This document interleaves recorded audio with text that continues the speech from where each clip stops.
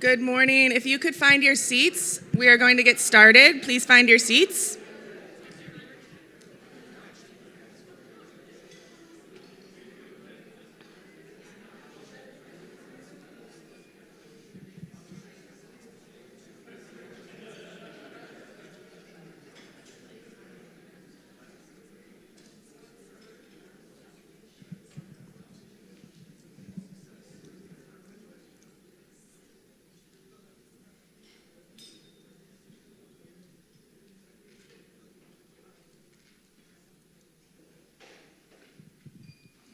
Okay, good morning, everybody. Thank you so much for joining us again for day 2 of our Virginia Education Summit. We're really thrilled to have you all here.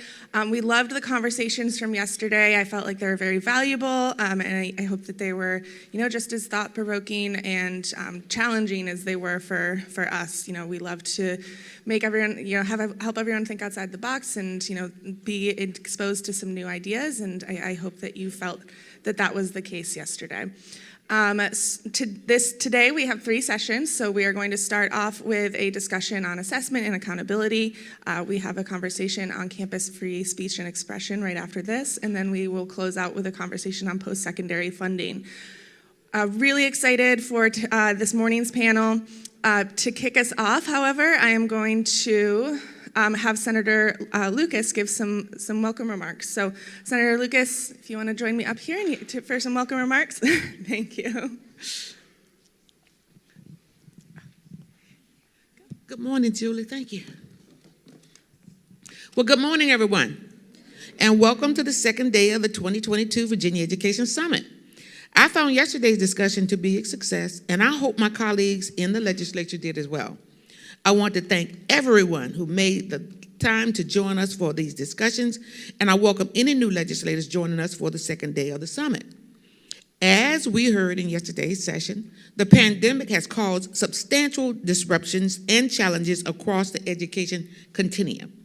With the suspension of student assessments in 2020, states were confronted with the need to reevaluate how we measure students' progress.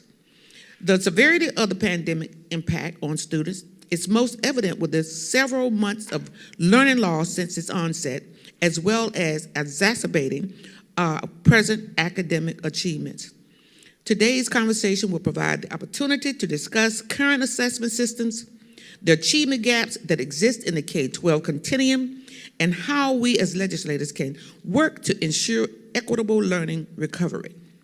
Leading this conversation will be Naja Young, Director of Education and Civilian Federal Government, U.S. Public Sector.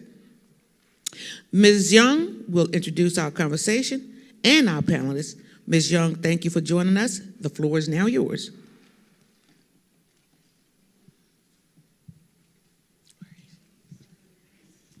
There we go.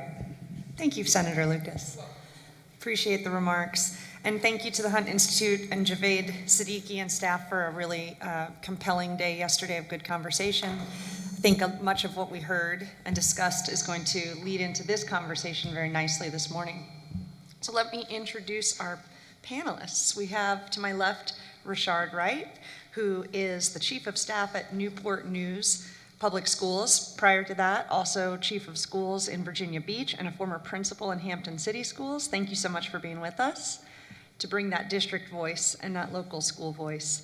To my right, we have Kimberly Ricci. And Kimberly is Deputy Superintendent of School Quality, Instruction, and Performance at the Virginia Department of Education. Came to us recently here in the Commonwealth from the U.S. Department of Education, where she served as Acting Secretary over Civil Rights. So we're so happy to have both sets of perspectives together as we talk about these 2 big issues of assessment and accountability and how they might be reimagined as we come out of the pandemic. Yesterday we talked quite a lot about NAEP, kicked off in the morning, hearing from Secretary Gadara talking about the NAEP results that all states were presented with on Monday. So what we've heard was that while all states saw some decline in NAEP, the declines in Virginia were more drastic than others, particularly in 4th grade. In 4th grade math, it was an 11-point drop from the prior administration in 2019. and in fourth grade reading, a 10-point drop. What NAGB and NAEP put out on their Monday webcast was that a 10-point drop roughly equated to about a year's worth of loss. So we know that there were greater losses for our younger learners in the Commonwealth. And then the numbers were not quite as stark. When we looked at 8th grade math, it was -8, and 8th grade reading, just a 2-point drop, so no statistical difference there. So as we think about this, I'll ask the first question to you, Kim.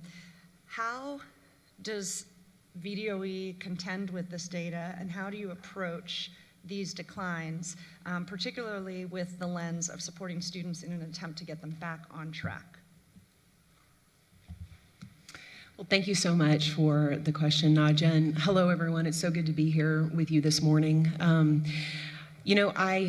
If I'm being perfectly honest, when we received the pre-briefing from NAEP about a week or so before the results were actually released, I think the entire staff just felt a sense, this deep pit in our stomach, right? Like it was a lot to take in, especially for staff at the department who have invested years, in trying to push that, push the measure for all students in Virginia, and I would say at the outset, what we're feeling right now is really a sense of urgency. We fully recognize, and we're focusing on, I think across the agency, making sure that our programs and our efforts are coordinated to advance student outcomes. And we fully recognize that we have to act quickly, and we certainly intend on doing that. And as far as the lens, right, how are we looking at our efforts to improve student outcomes? I think that we're really looking at them in kind of 4 big buckets. And the first, I think, is, raising standards and setting high expectations. The governor directed the board just on Monday to raise cut scores on our SOLs. So that's something that we've already started. At the October board meeting of the State Board of Education, they asked for a plan to address our accreditation system and to make it a true accountability system. So even before the announcement on Monday, we had gone to the drawing board to really look at the changes we can make in our assessments and our accountability system to make sure that we're setting the standards high and that we're expecting the most from our students. The second bucket, I think, is supporting or empowering our parents, right? We are constantly looking for ways to get more information to them, to get more accurate information to them so that they can play a more active role in making sure that they're able to help and assist their children in filling those gaps. The third bucket is, providing individualized supports and tools for students to be able to get back on track. And the governor on Monday highlighted some of our important work that we're doing on that front. Creating access to recovery grants so that parents can access funds so that they can directly provide tools to their kids in those areas where their kids may be struggling. We're moving forward with partnerships with tutoring companies so that parents can, again, play a really active role and help guide that learning recovery for their students. The fourth bucket, and this is where I see the department playing, I think, the most active role, really goes to supporting teachers. In order to get students back on track, I think we're going to have to focus on the ability of educators to play that active role in the classroom and really approach things differently to make up for all the gains that we've seen for all the losses that we've experienced over the last 4 years. So as an example, our instructional office and our assessment office has developed a program that focuses on providing teachers with improved tools to provide better instruction.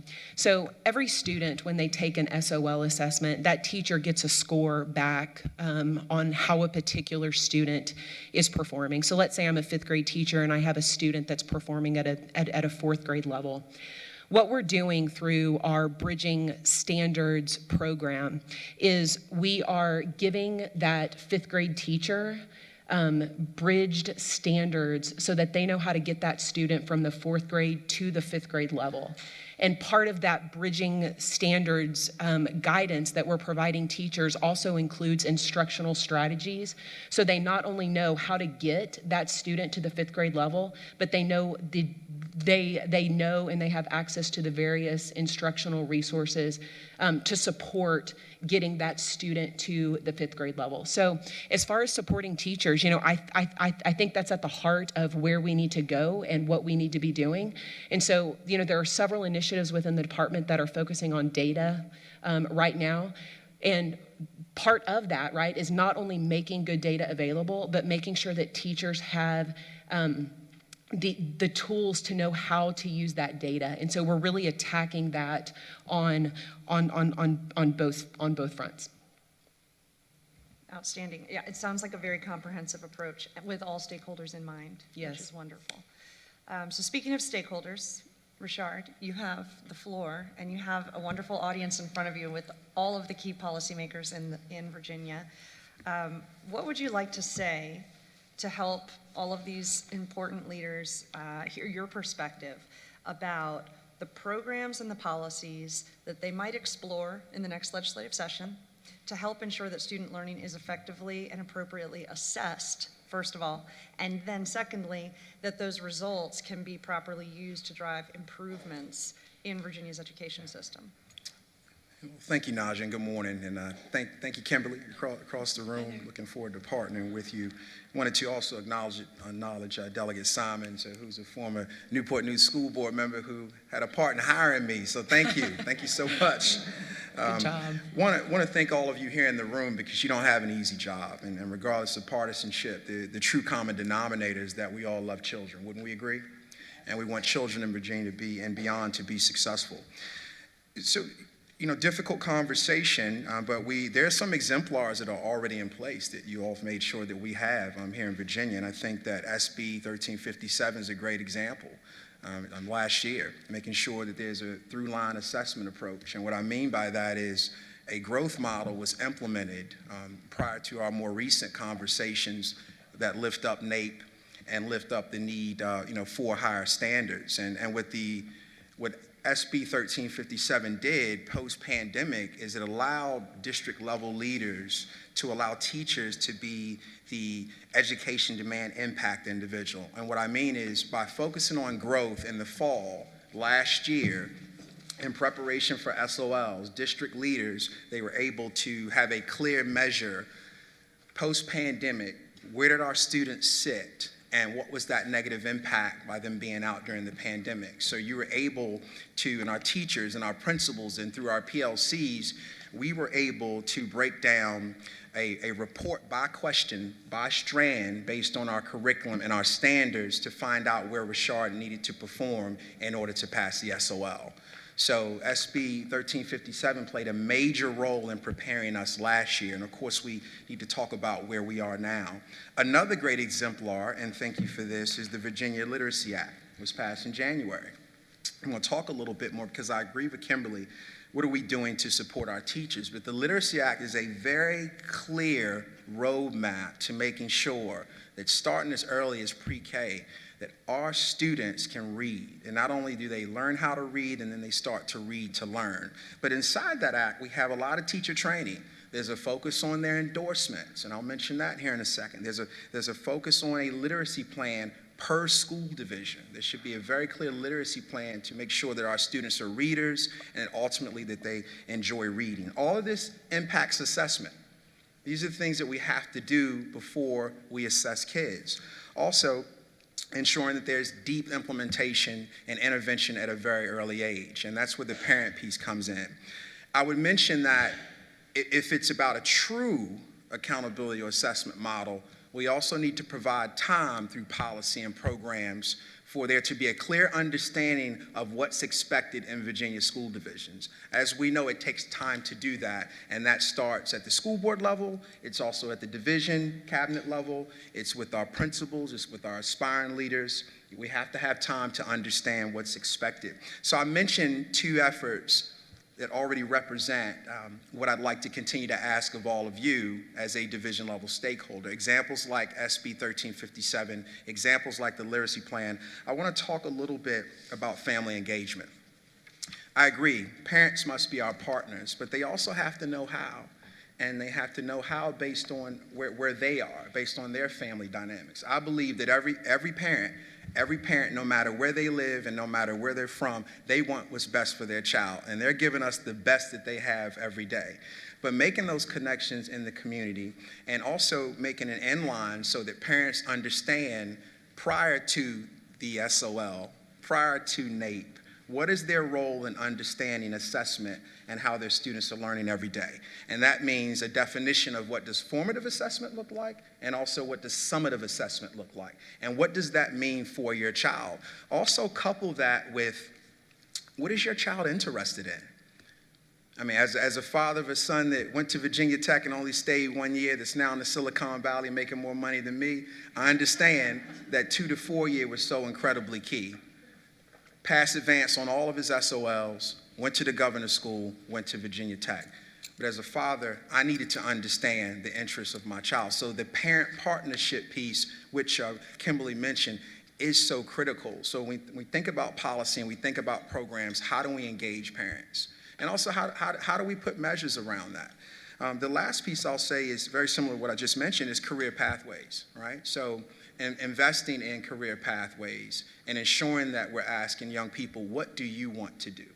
And I think all of this relates to assessment. It's great to assess, but we should assess connected to what students are interested in. And I'll also say for my colleagues around the state of Virginia, everyone's up for accountability and everyone's up to raise standards. Just need to understand clearly what's expected. I would agree with that point. And I would say even students are up for increased standards. Students will rise to the bar that is put before them. Yes. But that alignment is so important between the standards and the curriculum and the assessment. And that requires a lot of thoughtful work on behalf of everyone involved to make that alignment secure. Kimberly, is there anything you'd like to say about Senate Bill 1357 or the Literacy Act before we move on to our next question? I know Richard brought that up. I didn't know from your perspective how VDOE is thinking of those through-line assessments and using them. Well, Richard talked a lot about the VLA, but I think that, one thing I'd like to add about Senate Bill 1357 is that, from the department's perspective, why that bill was so key and so important is that it's an opportunity for us to get multiple snapshots throughout the year about where a child is and the progress that he or she is making. And what it does is it empowers teachers to be able to use that data to make sure that the student is moving in the right direction, to make sure that the approaches that they're using and the instruction that they're utilizing is actually having some type of benefit on student performance. And so what it does is it not only provides more accurate information about where a student is, but it positions schools to be able to meet the needs of kids, which is why we're here, right? And you may or may not know about this, but as a part of the department's implementation of the through-line or the through-year assessments, part of what we've done is we've created a parent portal that allows parents to get direct reports about where their student is performing, and it actually comes for most students in the form of a video. And parents are able to get a detailed description in that video of every item that their student was tested on those through-line assessments. And it will identify the specific areas that they were failing. So for me, it would have been fractions, right? Kimberly only got 3 right on the fraction questions. But it provides actual information for parents to be able to use that information so that they can say, okay, this is where my child is struggling, and this is where we need to focus our improvements. And then that sets parents up to better engage with teachers so that you have teachers and you have parents on board to make sure that we're all meeting the needs of kids moving forward. So I think that's the key to success moving forward, and making sure that we really do try to get back to where we were as far as student performance. Yeah, that's a great point. I'm a parent in North Carolina, a former teacher in North Carolina, and I know when my score reports come home and they say my child got a 437 or a 468 on their end of course exam, it doesn't mean much to me. It doesn't. So. Yeah, it's not helpful. And Yeah. actually, in this video, it will say, your student was tested on these 5 things. They got a high level, a medium level, or a low level question. These are the questions they missed, and these are the areas where these are the areas where they're not at grade level. It's just invaluable information for parents. Absolutely.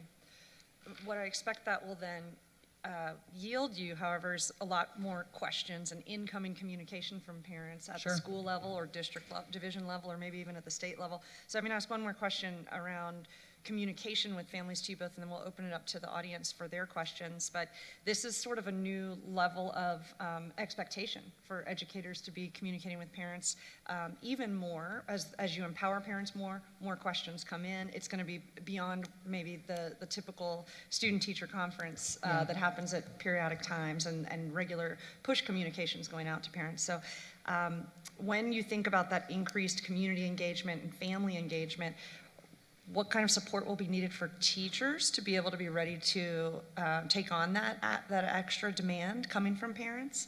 And then when you think about the community generally, how do you think that there needs to be outreach to other community stakeholders?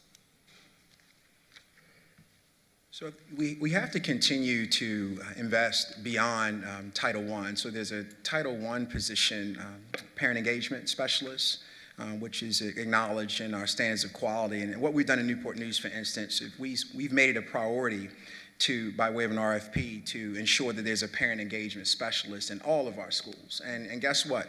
Many principals have asked outside of Title I schools that we have a dedicated individual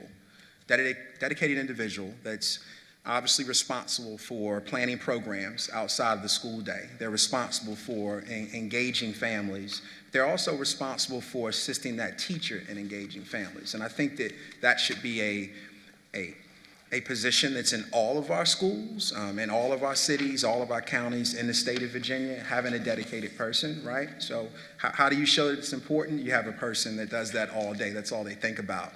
So that's key. But I think beyond some of our apps, many school divisions, by way of their student information system, have parent view, student view. We use Facebook, we use social media, but continuing to go out into the community and also making sure that we find the right time in the day, whether it's evening, whether it's during the school day, or whether it's on the weekends, to fit the schedule, the work schedules of our parents. With regards to assessment and student performance, I just wanted to reiterate, I think that you hear parent universities and you hear models as such, but really embracing our parents and interacting with them from the standpoint of posing questions around how we can better help them understand the assessment process and the standards and what we're expecting their students to do every day, because we make the assumption that we understand it because we're in it every day. But really having opportunities, Naja and Kim, so we can continue to make that a priority. At the VDOE level, I imagine that broader community communication is going to be more around school performance, as you were describing, rethinking accountability. Any thoughts about how you might improve that external-facing communication or reporting about school performance? Yeah, so, I've mentioned, and I think the governor highlighted on Monday as well, several different initiatives that, dashboards and, tools where parents can directly access that. But I think from the department's perspective, it's about helping schools get in a position where they can communicate well, right? Like, we're here to support schools, and we're here to support parents, and we're here to make sure that students are meeting their outcomes. So I think that, one of the reasons why, one of the reasons why the State Board of Education, I think, wanted to rethink the accountability system in the first place is because it's just not yielding the right results, right? You have the SOLs that show that 2/3 of fourth graders are doing well.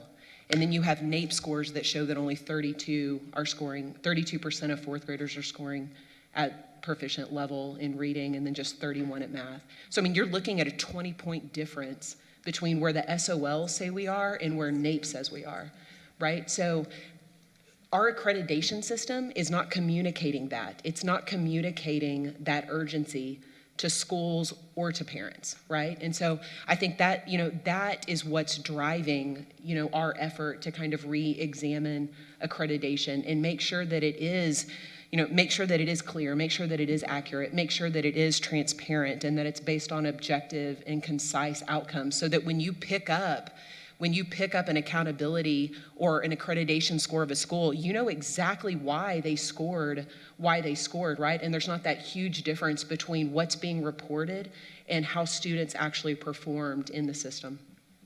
Thank you so much. So let's turn the mic out to the audience if we can. I'm sure there's some burning questions. Okay. You This both are on works. the same Okay, line. there, okay. So I don't know if I've seen an assessment I like and tells me what I care about. Ultimately, so for example, many of us were in that school yesterday, second grade. You had second graders that literally told you what an algorithm was. It's a set of steps. They used a robot bee, they programmed it. It was just amazing, but I can guarantee you that SOLs in elementary school don't include algorithms. They don't include cybersecurity, which they talked about.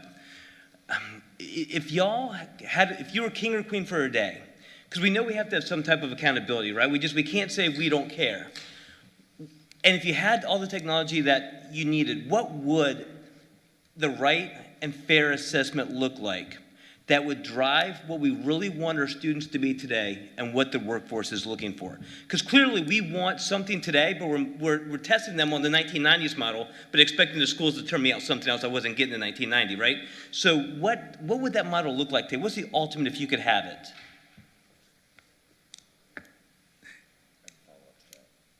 It's a good question, isn't it? It is a great question. Do you have an answer? My mama taught me right. I was looking over at you. Well, right? yeah, So I you bet. go first. I think, so I'm struggling with answering that question, right? Because I think we all have this vision of this is what a perfect assessment looks like. But the truth is right now that under the current system, under the current statutory framework, right? The assessment simply assesses the standards. So the assessment is directly tied to those standards. So in my mind, if you're looking down the road at how do we get that perfect assessment? How do we get it to where that assessment is working in a way that pushes expectations, that promotes high outcomes, and that tries to get kids at the top of the performance level? I think it's all gonna come back to those standards and what those standards look like, because they're all tied to that. They're all tied to what we're telling teachers to teach students. Now, I may be misunderstanding the question, right? You may be asking about the type of assessment, whether it's computer adaptive and it's responding, to student performance. And honestly, I think Virginia is on the right track. I think that we are on the right track as far as having those types of computer adaptive assessments that convey that detailed knowledge about where a student is performing. But I do think part of what we're doing right now is examining the standards, right? And focusing on the standards and making sure that they are setting the bar where we want kids to be, right? Back to where we were pre 2017, so that the assessments that are developed as we redo these standards reflect those high expectations and reflect higher outcomes for kids. Under any circumstances, would a point-in-time test ever be a true, proper assessment that tells us? I mean, we know so much things come into play, right, for a child when they take a test, whether it's one time a year, multiple times a year. Is it realistic to think that a point-in-time test would ever give us what we want to know, or do we need to come up with some type of, progressive, over a period of time assessment on mastery? I think there are a multitude of assessments that we've used in Virginia to gauge. Historically, it's always been about college prep. So I think to your original statement, you've never seen an assessment that you like. I think we may be moving to a point where we need to ask the stakeholder, all right? Asking students if our assessments are developed and delivered in a way that puts them in the best position to be successful in the future. And I don't think that's without approach or without a connection to high accountability. I think that we are focused on, our greatest asset, which is our children. Also, To another point, we assess in deep content areas starting pre-K and with the start of SOLs, but we also have workforce readiness assessments that take place. Students in middle school start to use Naviance and other programs to identify what they want to do. We've changed standards around credits and verified credits, whether it be math, whether it be science. How much do you need before you graduate, whether it's a standard or an advanced diploma? But this assessment conversation really makes me think that we really need to be asking students how they feel about the assessment, right? And I think that's where I'm seeing lots of hands. I'm going to go to you next. I think what you position, Delegate Davis, is kind of a philosophical question, which is what are we assessing for, and how much assessment do we want to use for formative decision making and versus accountability? Not all assessments have to be incorporated in the accountability system. Yeah, that's exactly what I was going to add. So I think that if you're going to ask questions about assessments, you have to look at the reason for the assessment, right? So when you look at those 3-year assessments, the whole point is to give that teacher a snapshot, right? This is where this 4th grader is right now. Is she where she needs to be, right? So it all comes down to the purpose. Is it for accountability? Is it to drive instruction? Is it to measure a teacher's approach, right? Is it to determine whether a kindergarten student is ready for kindergarten? It just depends on the purpose of the assessment, and I think that's where you all come in. That's right. In North Carolina, where I taught career and tech ed, we have over 200 standardized CTE assessments. Every single CTE class has a final exam that is the same across the state. But if you were to position something like that, I don't know that everybody would want that in an accountability system. But it is helpful to see how I benchmarked at my high school compared to another high school. So thinking through that kind of thing. If we could go to you next, and then I see 2 other hands. I actually have 2 what I hope are quick questions. I have a 7th grader, so I actually just got the growth assessment report. Oh, great. I do agree it is the video is awesome. It's very helpful to understand, to sort of translate what the piece of paper says, but it raised a couple of other questions. As I understand the initial growth assessment in the fall, so I have a 7th grader, he's being tested on where he is on 7th grade material. And I guess my question with that is, how is he being tested on what he's learned to the point of that test? Because the way the report is written, it appears he's being tested in the fall of 7th grade on concepts he hasn't been taught yet. That's right. And if that's accurate, isn't that a little bit misleading to a parent when you look at it and you see, well, he got all of these wrong? What does that mean if he hasn't been taught the content yet? Sure. It's a great question, and I actually just had a briefing with staff for the first time on this last week. So I'm going to try my best to answer your question and then follow up with you.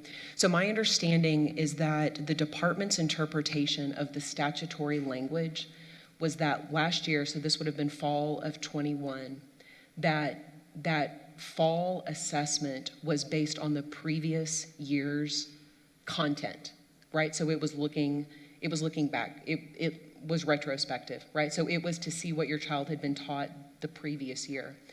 My understanding based on the statute is that the current requirement beginning in the fall of 2022 is that that fall assessment be on current grade level content. So it's actually a requirement of the statute that we not look backward, but that you look at that current year. And honestly, I think, we are actively engaging with schools on this right now because they're asking the same questions, right? What do we do with this data? We're testing a student on content that has not yet been delivered. What do we do with this? So we're working on providing technical assistance, and we're working on answering some of those questions for teachers. The one thing that I will say is that what that fall assessment is providing teachers right now is where they need to go. Right? So your 7th grader was just assessed on 7th grade material. His or her teacher, right, is looking at, okay, this is how this student performed. This is where I need to go to fill in those gaps. So that needs to be clearly communicated. That's a great more point. Than it is on Thank you. On that report, because as a parent, and I'm probably a little more plugged in than a lot of the parents in the Richmond Public Schools. Right. Like they're not sitting here with you. So when you get that report, your immediate reaction, first of all, I have a child that doesn't do well with tests, period. He has lots of tests and anxiety, and there are lots of children, and I don't understand how that's accounted for. But when you look at that, you're like, okay, do I need to panic? Do I need a tutor? Do I need, and you talk to the teacher, and everyone's sort of, I don't understand what this means as far as what needs to happen with my child, other than just the normal, let the teacher teach what they're going to teach in 7th grade. And then you don't get another look until the spring. That's a little bit meaningless. So I think we either need to figure out a way, and maybe this is more for, I know it was Senator Dunham's bill, we either need to figure out a way to communicate it better. Sure. But I don't understand, what is the point of assessing someone on content they haven't learned yet? That's not what it was supposed to do. Naja, I don't know, it's a question. Yes, ma'am. Because I think part of the challenge right now is that this is the first time we've seen it.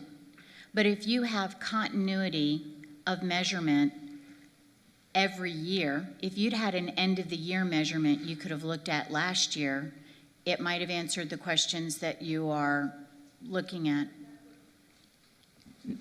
Not if the end of the year last year is testing 6th grade content. And so at the end of 6th grade, yes, I can understand if he doesn't know it, there's a problem. But at the beginning of 7th grade, if you're testing on 7th grade content and it hasn't all been taught yet, that is a meaningless assessment other than to say, this child is in 7th grade.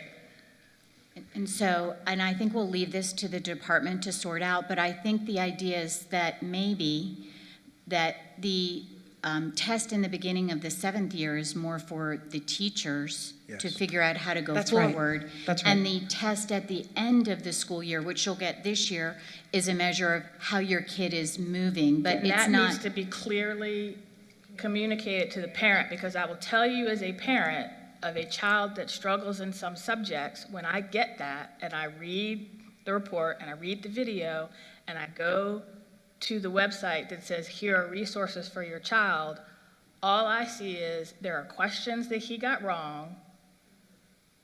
Do I have a problem? And I shouldn't have to work overtime to figure out, is there a problem or is this just showing me baseline? So No, it's excellent feedback, and if those videos are not as helpful or as informative as they could be, then that's something we should absolutely fix, and something that I'll look into immediately. Yeah, but I want to reiterate that, I wouldn't say it's a pointless exercise, right? I think that fall assessment is very informative to the teacher. It tells them where to go. It tells them how to focus instruction. It tells them what strategies to be able to use. And that's that behind the scenes direct support to teachers that I was talking about earlier, where we're trying to focus on teaching them how to use the data so that they can respond and make sure that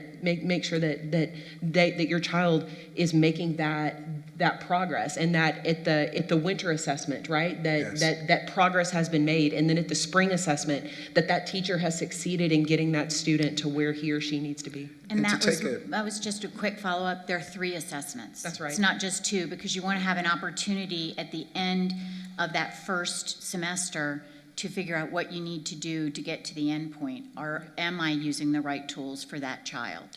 That's right. So this is the first year where there will be a fall and a winter spot check, and then, of course, the spring SOL assessment. May I add something to? I'm over here. Since all the people who are sitting around these tables in the room around us met on this particular issue for a year with me every 2 weeks on this bill, I think to answer your question, this was one of the concerns about whether we as a state could develop the best assessment or an outside vendor could develop the right assessment. Because what the bill was intended to do and what it says is that it's going to, when you start taking the assessment as a student, as soon as you start getting something at the start of that grade level wrong, it should go down so that parents and teachers can understand if you're behind, where you are starting from at the beginning of that school year. But it can also allow you to go up in grade levels as you're taking, getting questions, and you have more content knowledge than maybe some of your peers in your area. But I got the exact same piece of paper that you got for my 7th and 8th graders. Yeah. I knew the bill inside and out. And I think what it goes to, we do not translate anything for parents or teachers in this state. We don't translate. So having that data, and I knew the bill, getting the number on the top for my child, the questions I should be able to ask my teacher is, okay, so what's instructionally relevant about this number? What are you going to do in the classroom that's going to impact this number? So that's the piece that's missing, and I didn't even get the videos. So, I mean, you're lucky you got them. Where I am, I didn't get that. I got my piece of paper and went through. That wasn't in my parent view system. I will look into that immediately. Thank you. Thank you, Delegate. Naja, could I just add one point to that? Naja, sorry, Yes. over here. Yeah, could I just add one point to that? So to be clear, and I apologize if I didn't make this clear at the outset, but that fall assessment was entirely adaptive, right? So that test responded to how your child was answering questions. So some of the questions they got were higher level, some were right on grade level, and then some were lower. So it was, I think that's right. Yeah, absolutely. So we have a teacher and a parent before us with Delegate Van Valkenburg. Would love to hear your question or opinion. Yeah, first, amen to the more, making it more digestible for teachers and parents. Anything you can do on that front, I think, it's been a long source of frustration. I want to go back to Delegate Davis's question, because what I find very frustrating about this conversation when we have it, and I will plug the work group that I'm working with the governor's office on for assessment reform. Everybody should pay attention to it. But the thing I find frustrating is we talk out of both sides of our mouth, and everybody does. So I'm not slandering anybody, I'm slandering all of you, right? So I heard a couple things that are really in tension from the comments at the beginning. One of which was accreditation with SOL versus NAEP, 3 totally different things. And the other is we talking about students kind of picking their own adventure on assessments. And what we're really doing is we're saying 2 things at once, right? We're saying testing should be completely adaptive and subjective. And then we're saying, but we're not holding people accountable enough to them. And the old accreditation system failed, and that's not a Virginia thing, that's a national thing, because it was too test-centric. And it was creating distorting effects in our schools when accreditation is purely based on testing, which is why we're across the country, not just Virginia, going to a holistic model. Do I think our accreditation is perfect? I do not, right? But I do think we need to be aware of that when we're talking about SOL versus NAEP. If we just want accreditation to be based on SOLs and NAEPs, well, we did something like that. It didn't work, right? Which means that you don't want the accreditation process to just be based on testing. You want it based on other things. We can have a really long conversation about what that should be. I don't want to have it today, but we're going to have it, and that's a good thing. So the question then becomes, well, how do we want to use assessments, right? And there was a little dialogue here, well, we don't want every assessment to be an accountability piece, but we want some, right? And I think testing should hold people accountable. I do believe that.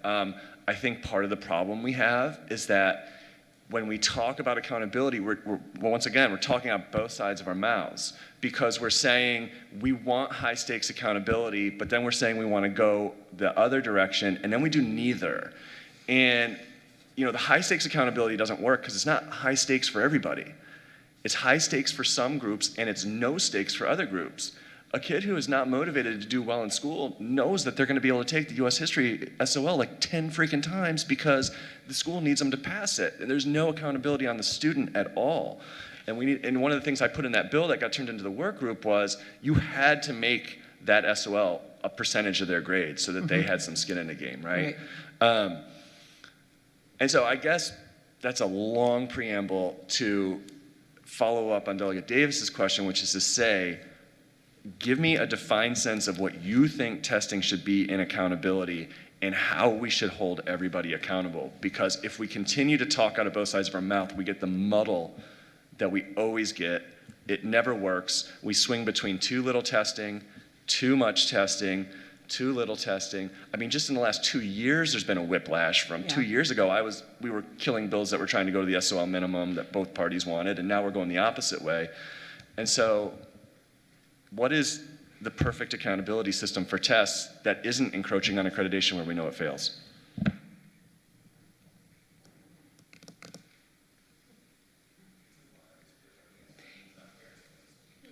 I think it's very hard to answer. I never want to talk out of both sides of my mouth.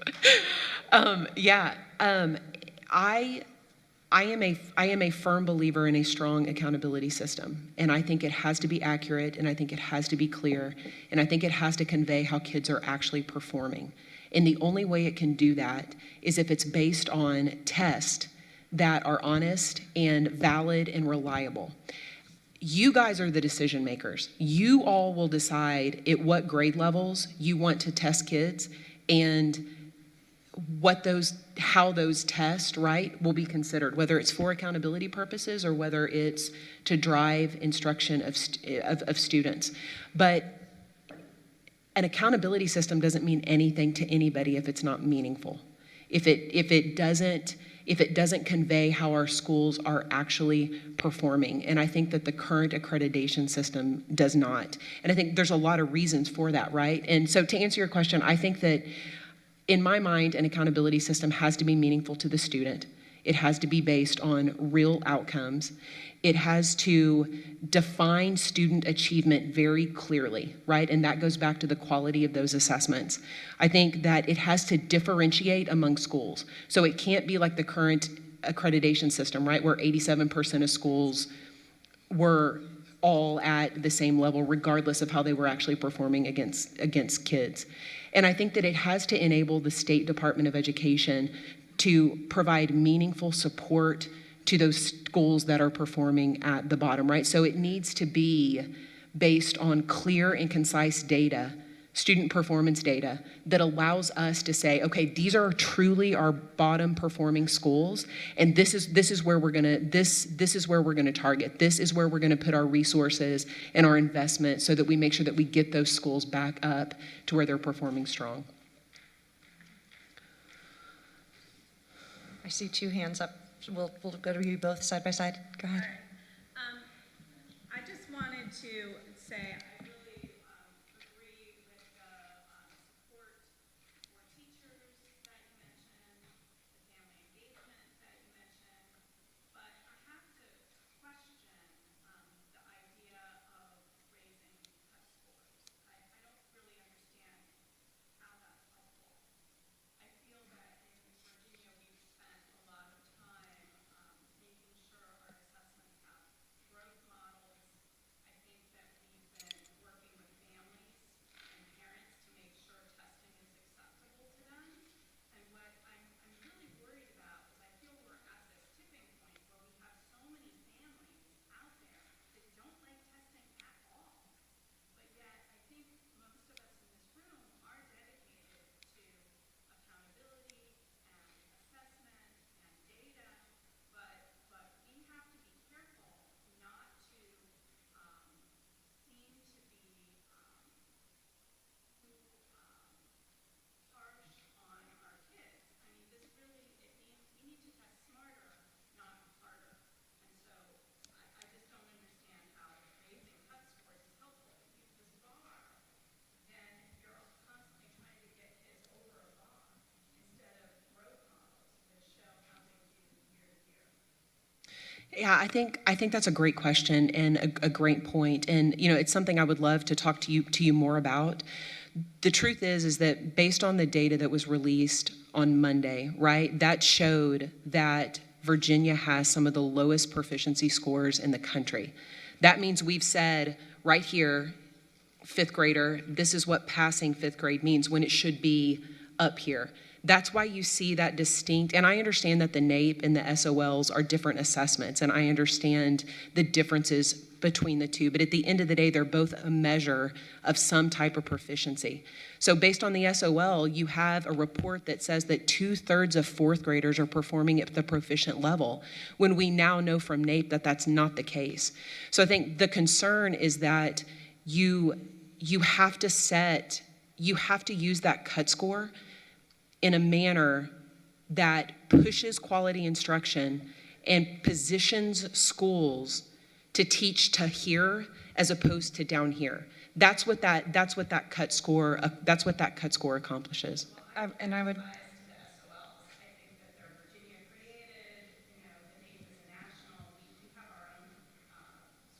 Yeah. Well, and I just want to reiterate that this is a recent phenomenon. So it was 2017 that the board lowered the cut scores in English, lowered the cut scores. They were lowered to here in 2017. In 2019, they were lowered in math from here to here. So I'm so sorry. I can't hear you. I see you shaking your head, but I can't hear. But our assessment office did do a bridge assessment of what those cut scores meant between the differences between the tests, and they were a lowering of the cut scores despite the fact that there were different assessments.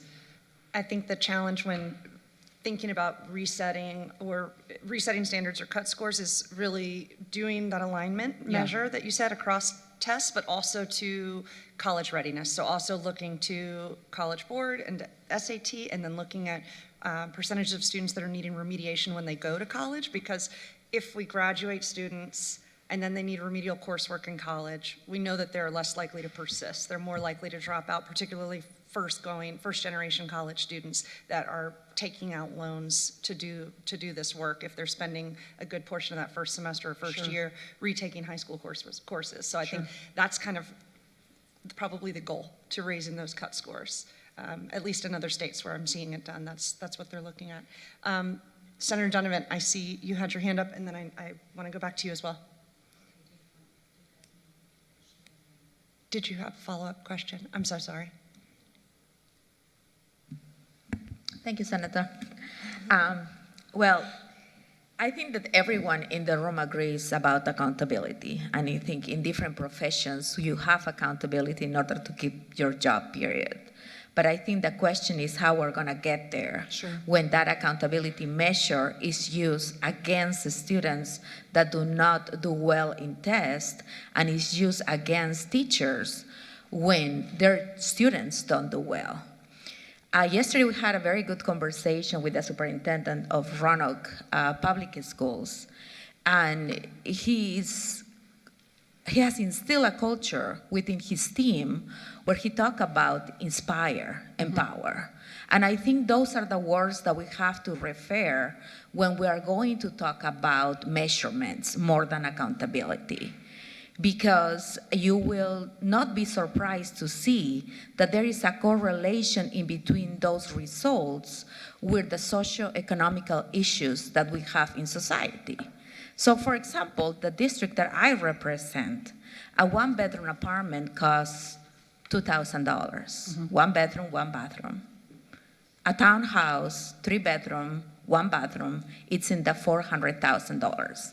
So the parents of the children who go to schools in my district, sometimes they are challenged to have 2 jobs or 3 jobs to make ends meet.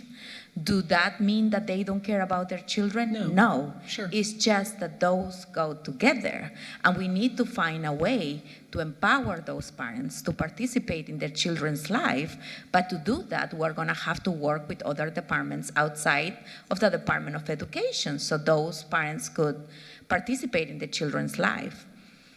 And so I think that we have to talk about more critical thinking. If we're going to present an idea, I'm telling you, if I'm a teacher and I'm a professional, you're telling me that you're going to use an accountability measure against me, I'm already freaking out. It's like I'm losing my job. I'm losing my profession. So we're going to have to work in a way to present it in a different way that it's more digestible for parents and for teachers.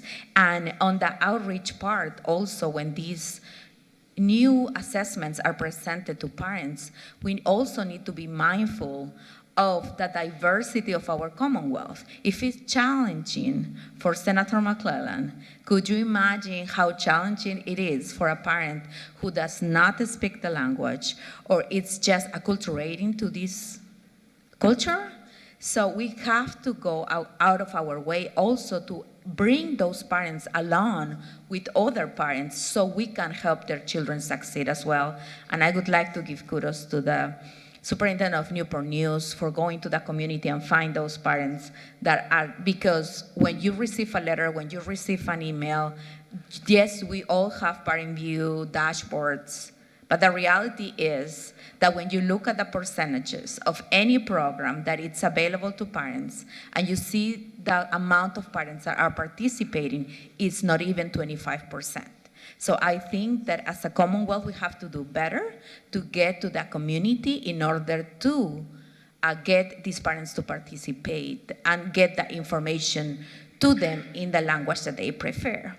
And finally, I think that there are many things that we could do at the state level, but we have to work with the federal government because the federal government have their own mandates where they require us to do SOLs, where they require us, everything is tied to funding, and special education as well. So I would love to partner with them, with the administration, the federal government, so we can instill change. Thank you. Thank you so much. Richard, I'd love to hear your response from Newport News, and then we'll go to Senator Donovan. Yes, thank you very much. So at the division level, we are hyper-focused right now, knowing that cut scores could be raised, et cetera. We're hyper-focused on Tier 1.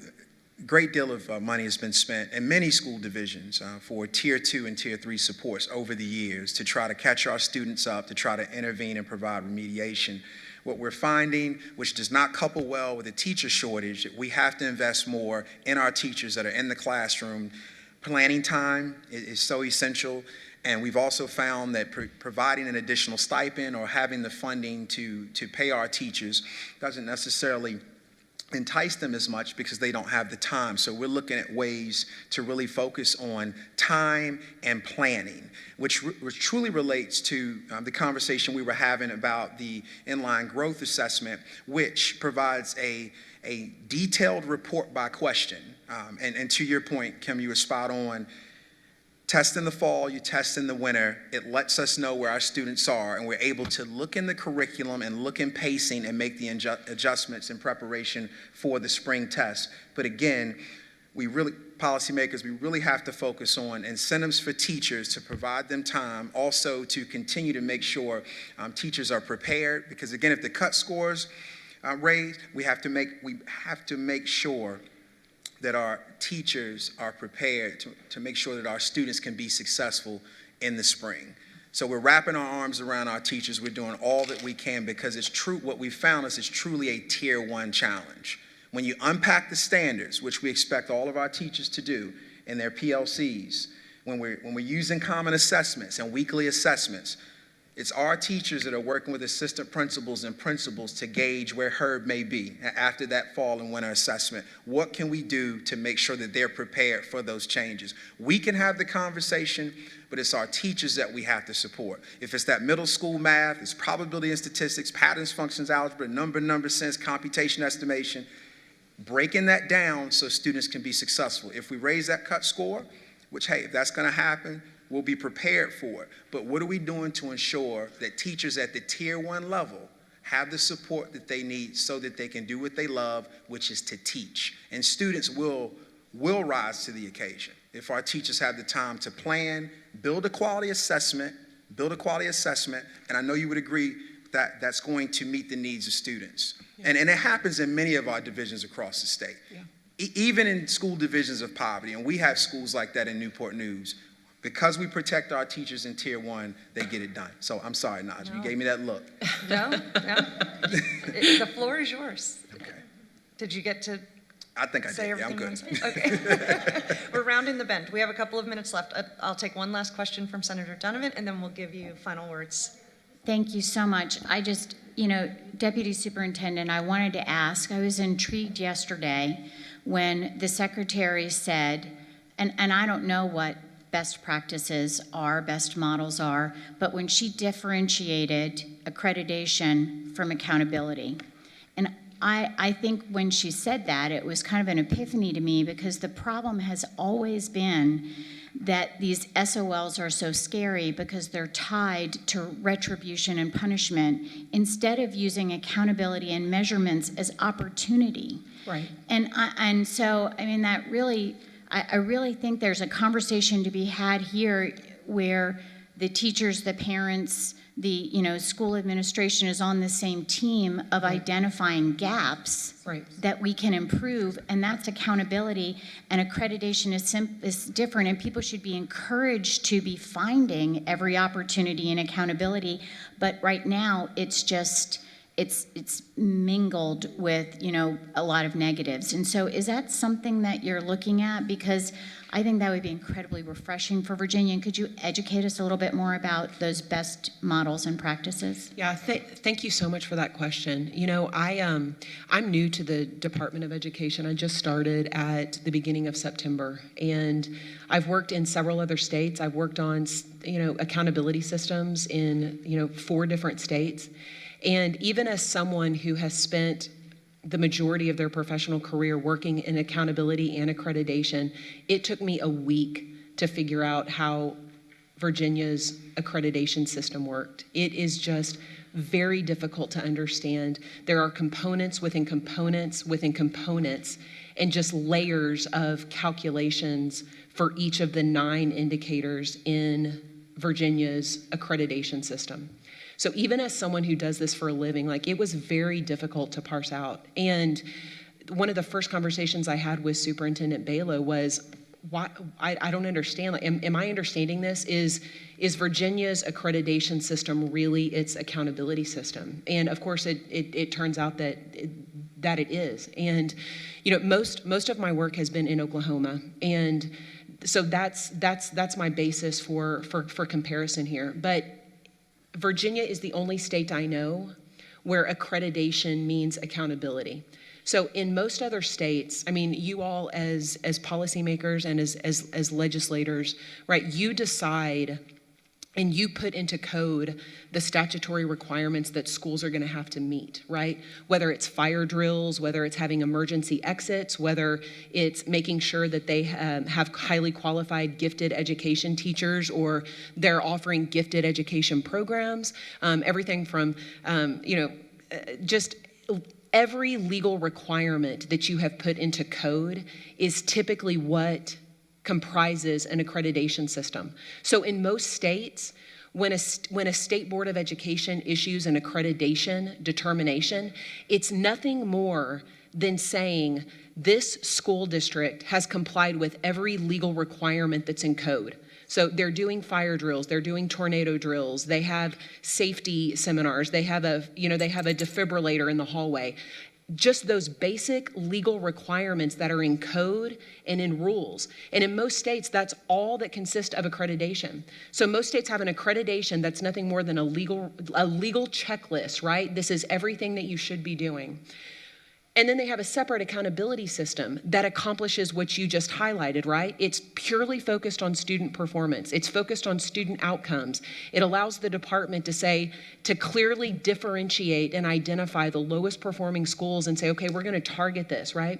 But as you mentioned, because there was that effort to kind of commingle the 2 systems, it is much more difficult to use and has become a much more cumbersome system that I think is not as usable for schools or for parents or for teachers or for you all as policymakers. So that is part of what we're looking at, right? How do we pull apart the current accreditation system to that more traditional 2-part system where you have one purely accreditation system, nothing more than a checklist, right? And then how do you implement a meaningful accountability system that's going to yield actual results and is going to drive high quality instruction and increase student performance, and set up an accountability system that actually means something to the people of the Commonwealth? Can you do that, or do we need to? We are looking at that right now. As you know, the State Board of Education has broad authority, just given its general supervision authority. But I know we're working on identifying those parts of the code and those parts of regulations right now, so that we can provide that information to you come next session. Thank you. Chief Staff Wright, any final words from you? As we go through this journey, definitely, speaking from the view or lens of a district level leader. I've been in education 22 years at the chief level for 10 now. Very passionate about this work. I've been in urban, rural, and suburban school divisions. It has to be a partnership with clear communication, and as the implementers of expectations at the division level, being able to understand the why and to continue along the way to build collective commitment. Truly, it's about collective commitment because standards have changed throughout my entire career. I remember NCLB when I was in school, No Child Left Behind, and I was excited about that. And could have been Race to the Top after that. I mean, we've had different iterations of accreditation and assessment. Whatever the expectation is, I assure you all 132 school divisions will work as hard to make sure we're meeting the needs of students. One thing we can expect every day is change, but we need to help our students and help our families, and that's what we love doing. Fantastic, thank you. Deputy Superintendent, any final words? No, I just want to say thank you so much for involving us in the conversation this morning, and thank you so much for your hard work. I know I've worked with a lot of legislators over the years, and I know how hard you all work at this, and just know that we stand ready to support you in your efforts and in the upcoming session. So thank you so much. Thank you all. Great, thank you, Naja. Thank you, Naja, and thank you to our panelists. We are going to take a 10-minute break now before we start our next session, so we'll be coming back here around 11:39. So we will see you back here at 11:39 and ready. Thank you. 10:39, not 11:39. 10:39, and we'll start our next session.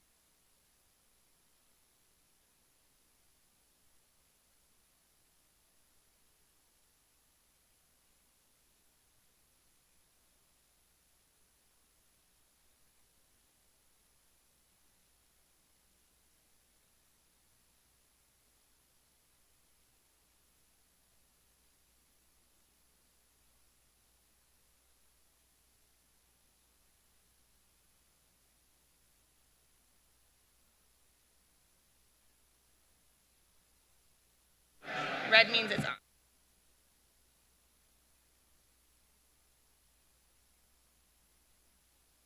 We're talking till. Hello.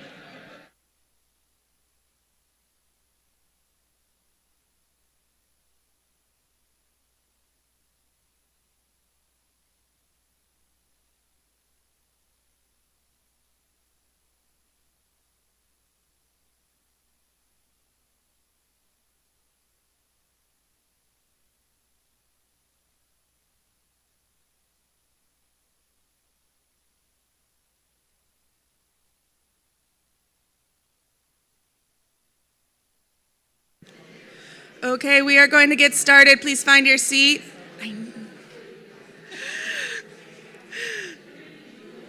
Please find your seat. We're going to get started.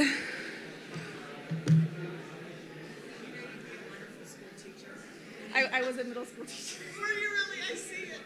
We're a teacher. You can hear me? Raise your hand. What's the coyote one or something? Honestly, it was easy. Teacher. Yeah. It was honestly easier to get my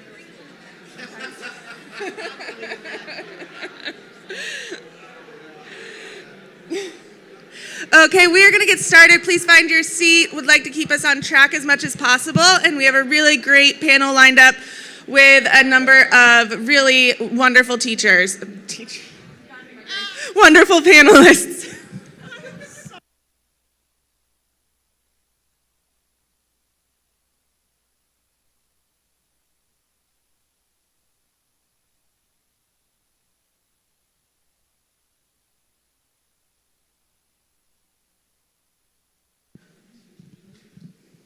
Okay, for our next panel, we are going to talk about campus-free speech and civility, and really just making sure that there is, academic inclusivity in the Commonwealth's campuses. Before I turn it over to Senator Hashmi for opening remarks, I'd also just like to give a special thanks to Governor Jim Douglas from our board of directors, who came all the way down from Vermont to be with us here today. And he was with us in North Carolina earlier this week too, so he's had a long week. But with that, I would like to turn it over to Senator Hashmi, who's going to give some brief welcome remarks. Well, good morning, everyone, and thank you again to our preceding panel for a very engaging discussion, as I'm sure this upcoming discussion will be. I'm Ghazala Hashmi, and I have the honor of representing the 10th Senatorial District, and I also serve as chair of the Senate Subcommittee on Public Education. So our session today is focused on balancing the right to free speech with the ideal of open intellectual debate. And freedom of academic inquiry is one of the most important pillars that we have in higher education. In fact, it's one of the pillars on which higher education was founded. And I know that this concern is a truly important conversation for all of us who are invested in higher education in the Commonwealth. Our institutions of higher learning are key contributors to promoting dialogue and analyzing complex ideas in constructive conversations that don't shy away from examining difficult and challenging issues. And in fact, if we don't engage in complicated discussions within our colleges and our universities, I'm afraid that we fail not only our students, but we fail ourselves.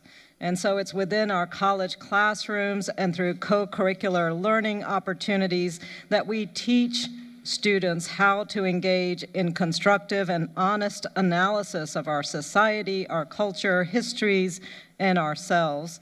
So today's conversation will provide the opportunity to think through navigating higher ed policies for respectfully debating difficult issues and for upholding the Commonwealth's ideals of dignity and free expression.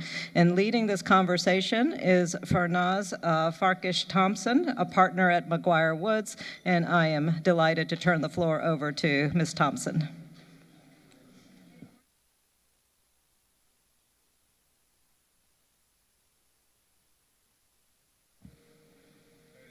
Well, it would help if I turned on the microphone.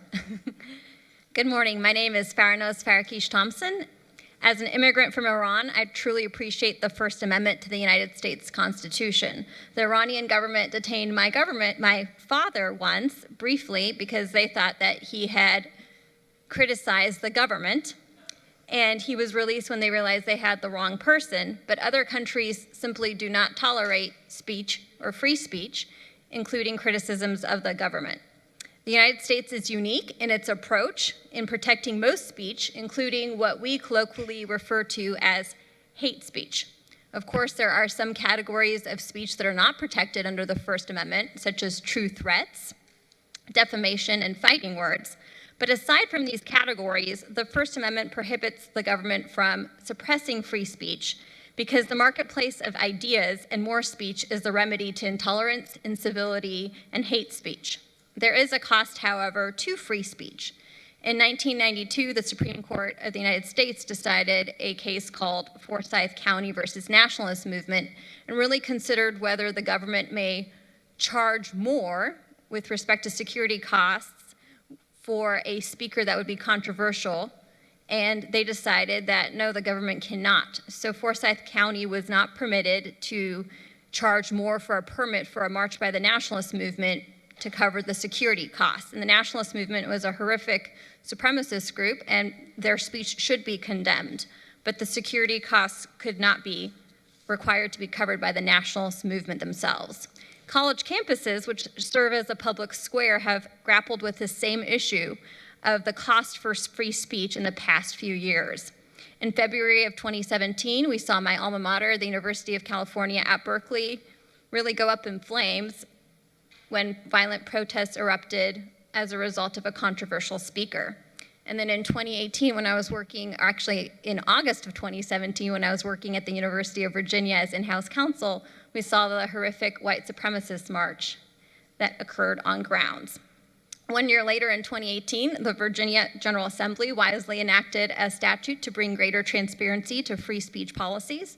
And public universities and colleges in the Commonwealth of Virginia are required to have all of their speech policies, including policies regarding chalking, putting up posters, holding demonstrations, and the student handbook also posted online on their websites. Public colleges and universities in the Commonwealth also are required to have trainings for their students during student orientation about what constitutes constitutionally protected speech, and have a process to report disruptions of constitutionally protected speech. Additionally, every public college and university is required to report to the chair of the Senate and House Education Committees any lawsuits alleging a First Amendment violation by one of the public officials at that university. That's a movement toward greater transparency. And when I worked as the Deputy General Counsel at the U.S. Department of Education, the Federal Department of Education promulgated regulations that tied federal funding to compliance with the First Amendment for public universities and to compliance with the speech codes at private universities, because private universities, of course, are not subject to the First Amendment. So today we will be discussing how colleges and universities may champion free speech while maintaining civility, and how the state government may help in this effort. We also will discuss whether we as a society are willing to continue paying the cost for free speech and what that cost looks like today. Our distinguished panelists include the former governor of Vermont, the president of Radford University, a public university subject to the First Amendment, the president of Marymount University, a private university that is not subject to the First Amendment, and the Commonwealth's Director for Diversity, Opportunity, and Inclusion Pathways with the Department of Education. So first, I'd like to introduce the Honorable Jim Douglas. Governor Douglas served the people of Vermont for more than 35 years. He was elected to the Vermont House of Representatives after graduating from Middlebury College in 1972. He became Assistant Majority Leader in his second term and Majority Leader in his third term at the age of 25. Governor Douglas retired from the legislature in 1979 to become a top aide to Governor Richard Snelling. Governor Douglas was elected Secretary of State in 1980, a post he held for 12 years. He was then elected State Treasurer in 1994, where he served the people of Vermont for 8 years. Governor Douglas served as the 80th governor of Vermont from 2003 until 2011. Governor Douglas currently serves on the Hunt Institute's Board of Directors and is the co-chair for the Bipartisan Policy Center's Academic Leaders Task Force on Campus Free Expression, and I believe each of you should have received the report from that center. And it's my great pleasure to welcome Governor Douglas and to ask him a question regarding the challenges, biggest challenges he faces when he's navigating discussion of free speech issues at college campuses. Well, thank you, Farnaz. It's great to be here from the other V state. Thanks for your kind welcome. There are many, to answer your questions. I'll highlight just a couple, and we can get into a broader discussion later if you'd like on some other topics. First, thanks for the mention of the prop. Over the last year or so, a group of higher education leaders and a few others have worked on this free expression task force. There are a lot of recommendations in here. We call it a roadmap for different elements of the university community. We've got some draft statements that universities might consider on the question of free expression. We've got 10 tabletop exercises that you can use with your teams to get their reactions to various crises that might occur on campus. By the way, these are all real. We didn't make them up. As I'm sure many of you know, crises occur.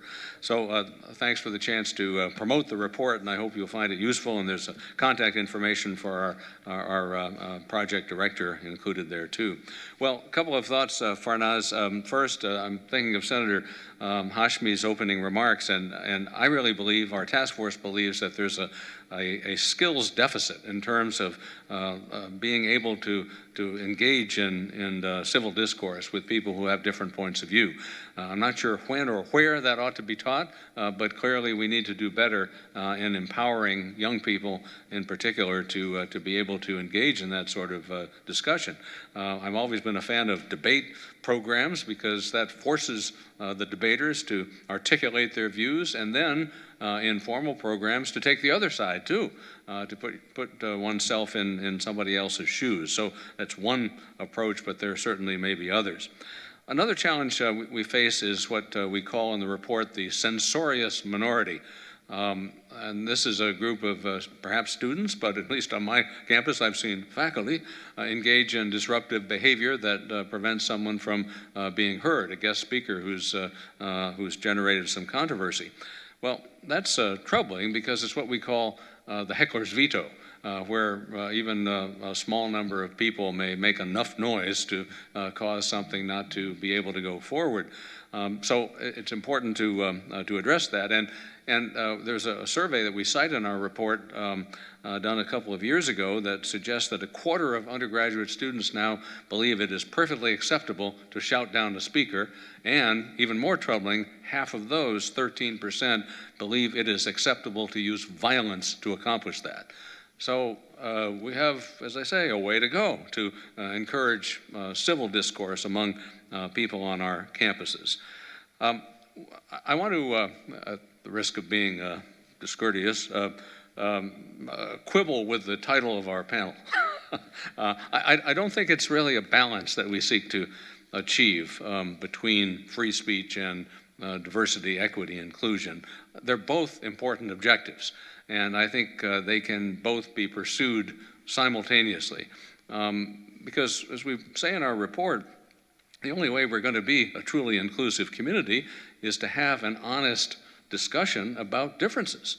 We can't understand someone else's experience or views unless we engage with that person. So I don't think that there's an inconsistency with these objectives. We have to, in fact, I believe that free expression leads to a more inclusive community. I mentioned some individual statements that universities have prepared, and now, based on what Farnaz has explained, you're going to be doing that if you haven't already, and at public institutions here in Virginia. And I want to offer a quote from the University of Chicago principles, cited often as sort of a standard, or at least the first step in this direction, that were promulgated in 2015. But it makes the point very clearly and perhaps provocatively.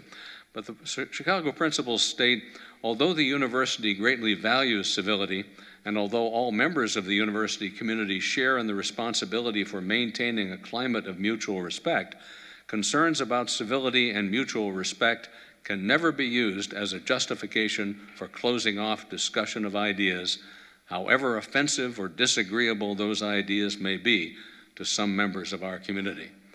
So, in my view, if you have to choose, if you have to establish a priority, free expression has to be paramount. And I think we can work our way through that in a respectful way that recognizes everybody's concerns. Another survey result that's been quite troubling for me is that Americans, the broad population, were asked, is higher education making a positive difference in our country today? 50% said yes. That's very troubling. And I don't know that the free expression concerns are the only topic. There may be, the only reason for that. There may be others, but I have to believe that's a contributing factor to the confidence in higher education crisis that we're experiencing in America today. So I think we should get back to the basics.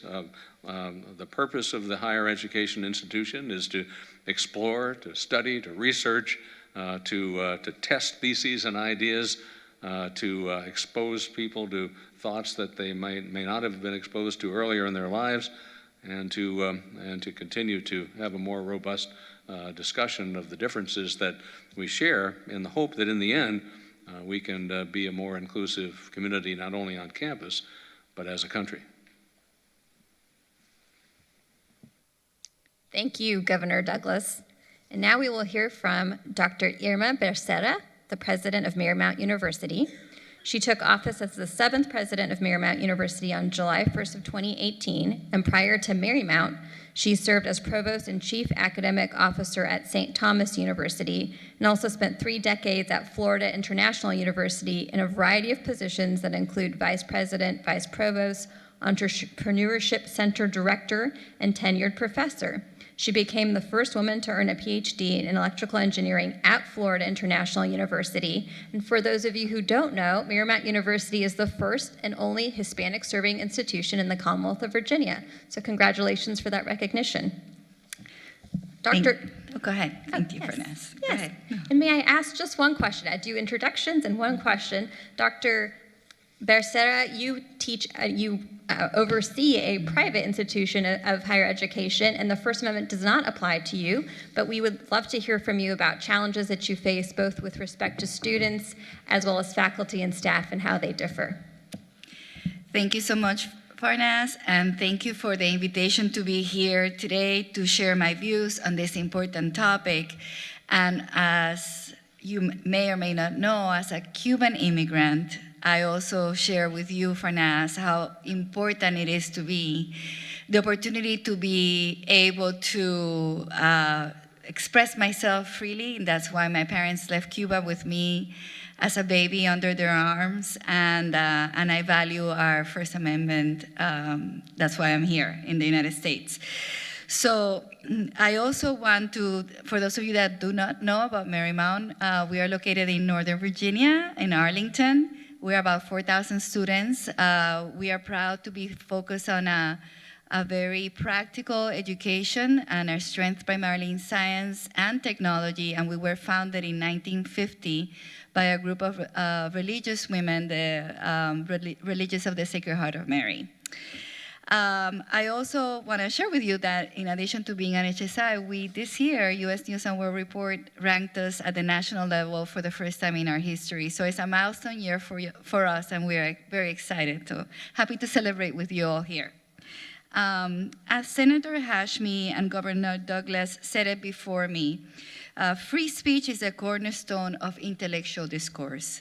The power of the scientific method lies precisely in its capacity to generate free discussion and even discord. Actually, a lot of times, in particular business community, they ask me about tenure. You know, why do you guys have tenure? Because it's kind of like an unknown for most people. And I always like to share with them the history of Galileo Galilei at a time when there was no tenure at the University of Bologna. And then he had to leave Bologna and go to Padova to get further away from the Vatican because the church had become unhappy with his scientific findings that the earth was not the center of the universe, but perhaps it was the sun. So therefore, tenure is really a good thing, even though even university presidents, sometimes we still ponder. But we at Marymount, unfortunately, have not had any of the controversies around freedom of speech. And I believe that there are a number of reasons why. One is that we boast an incredibly diverse campus. We were just ranked by US News as number 20 national for international students that come from 75 different countries to Marymount. So it's really wonderful to see our map. It completely covers Africa, Europe, the Middle East, South America, as well as 49 different states. And we're happy that many students that come from states that are less diverse, they come because they want to experience that diverse campus. So we also were ranked number 23 in the nation for campus ethnic diversity, and in addition to being a Hispanic serving institution. So we've been practicing, I think, since we were founded in 1950, this idea of having a global perspective. And we see diversity as a source of strength. And I think we've been practicing at creating an environment that values diverse perspectives from the first day that the university was founded. So I think that is kind of laid the infrastructure for us to have a campus where we purposely look for opportunities where people feel comfortable, students feel comfortable in expressing their diversity without being censored. We also have an incredibly diverse cabinet. I mentioned that I am from Cuba, my provost is from Egypt. We have a few Americans in our board, in our cabinet. But we are diverse in so many ways. 75% of our students are not Catholic. So we have all religions expressed on campus. And so we also want to encourage diversity not only in terms of ethnicity, not only in terms of sexual orientation, but also in terms of cognitive diversity, which is really what needs to exist in order to support freedom of speech. We want to continue to retain our highly qualified employees, so we hired a new assistant provost for diversity and inclusion. She actually joined us this week, Dr. Natasha Scruggs. And we are also looking forward to her perspective on how we can continue to preserve our pluralistic environment. So in closing, I think creating structures for diversity, and diversity could be ethnical, could be faith, could be cognitive diversity, is really the best way to promote an environment that supports the idea of freedom of speech. And I concur with Senator Hashmi. It's a necessity for the work we do. Thank you. Thank you. And yes, I think diversity should foster free speech. And so with that, I'd like to introduce Dr. Brett Danilovich. Dr. Danilovich is the president of Radford University. He's a strong advocate of shared governance and transparency and brings 22 years of higher education leadership and experience to the presidency. Most recently, he served as provost and vice president for academic affairs at Florida Atlantic University. As provost, he implemented incentive-based budgeting, coordinated a nation-leading improvement in graduation rates, established a public forum for civil discourse, and developed and implemented strategies for advancement toward R1 reclassification. Before joining Florida Atlantic University, he served as Dean of the College of Arts and Sciences at Oklahoma State University. Previously, he was Associate Dean, then Dean of the College of Science and Technology at Georgia Southern University. His administrative journey started as Associate Dean of Science at University College Dublin in Ireland with a focus on student success. Please join me in welcoming Dr. Danilovich. We were really curious with respect to the First Amendment's application at public institutions. How do you explain to your students that some speech, as hateful as it may be, is still permissible while maintaining civil discourse? I appreciate the question, and yeah, as a public institution, because we receive our funding from the government and we're a government agency, we are then beholden to the First Amendment. And there is a difference at private institutions. I mean, what you had said is that private institutions don't have to follow the First Amendment. And while that's true, many do. So there's, publics all have the same standard, which is the First Amendment, and private institutions have a range of expectations depending on the institution. So Ron Crutcher, who you may know, who was president at University of Richmond for a long period of time, national leader in freedom of expression on campuses. So I do tend to view our campuses as more similar to each other than different. From this perspective.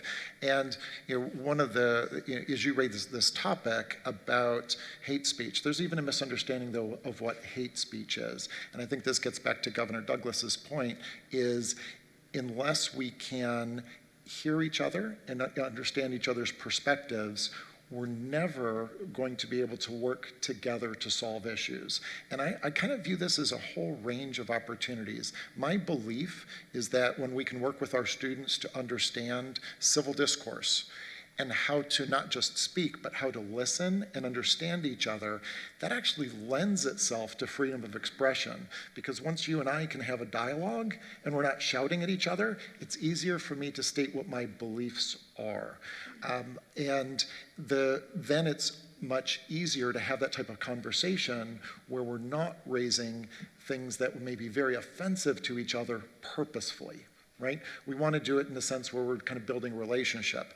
And at Radford University, I'm going to give you two examples. The faculty have been working on this for some time, and over the last couple of years, they developed a minor, which is a track that you can receive towards a degree. It's called Wicked Problems. And it's built around 6 courses that all are on difficult topics where there is no solution. I will use no consensus around solution, okay?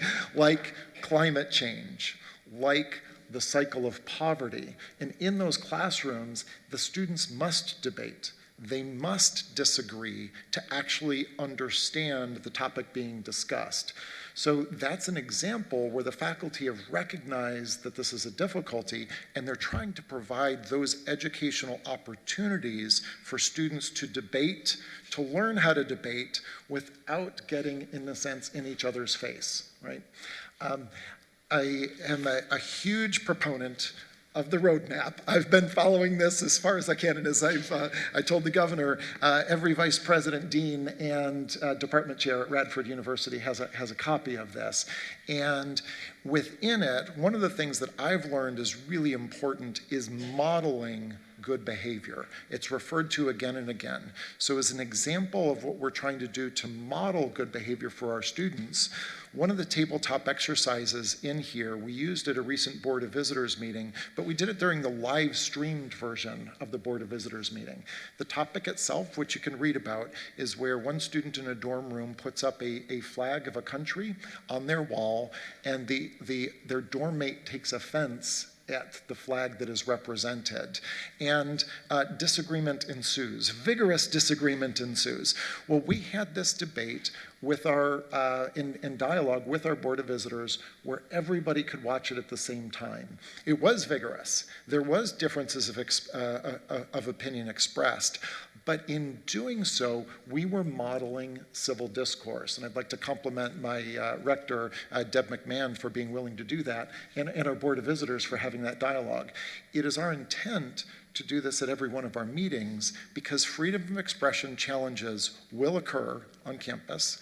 They occur on, I will say, a weekly basis at least. So we have to be ready to embrace that these challenges will be there, and then how do we solve them with civil discourse? So that's just a couple of examples for faculty and in a sense, myself working with leadership of the campus, how to encourage students to engage and follow what is good behavior not good behavior, what is following great academic behavior without having to go down the road of hate speech itself.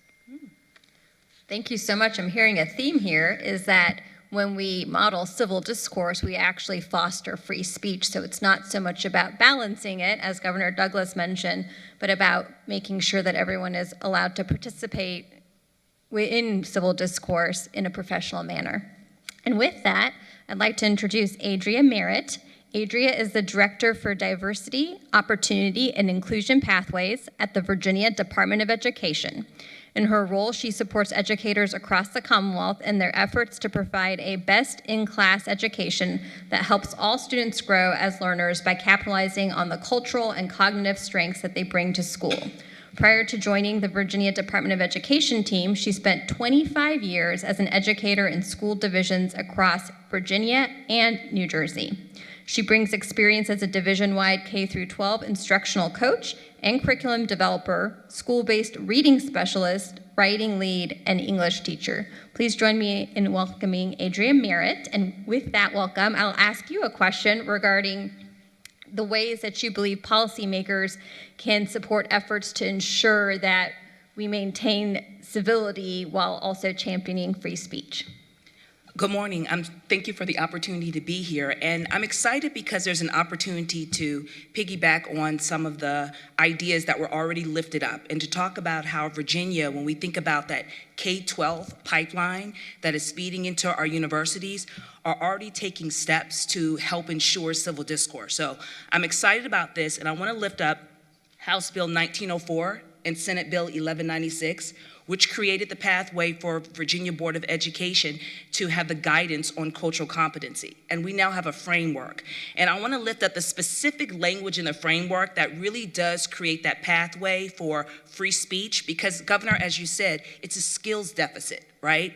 And so when we're looking at what does this look like for modeling and for providing real life experiences so that when our students get to institutions of higher education, they are already equipped because they have the experiences and they know what civil discourse is.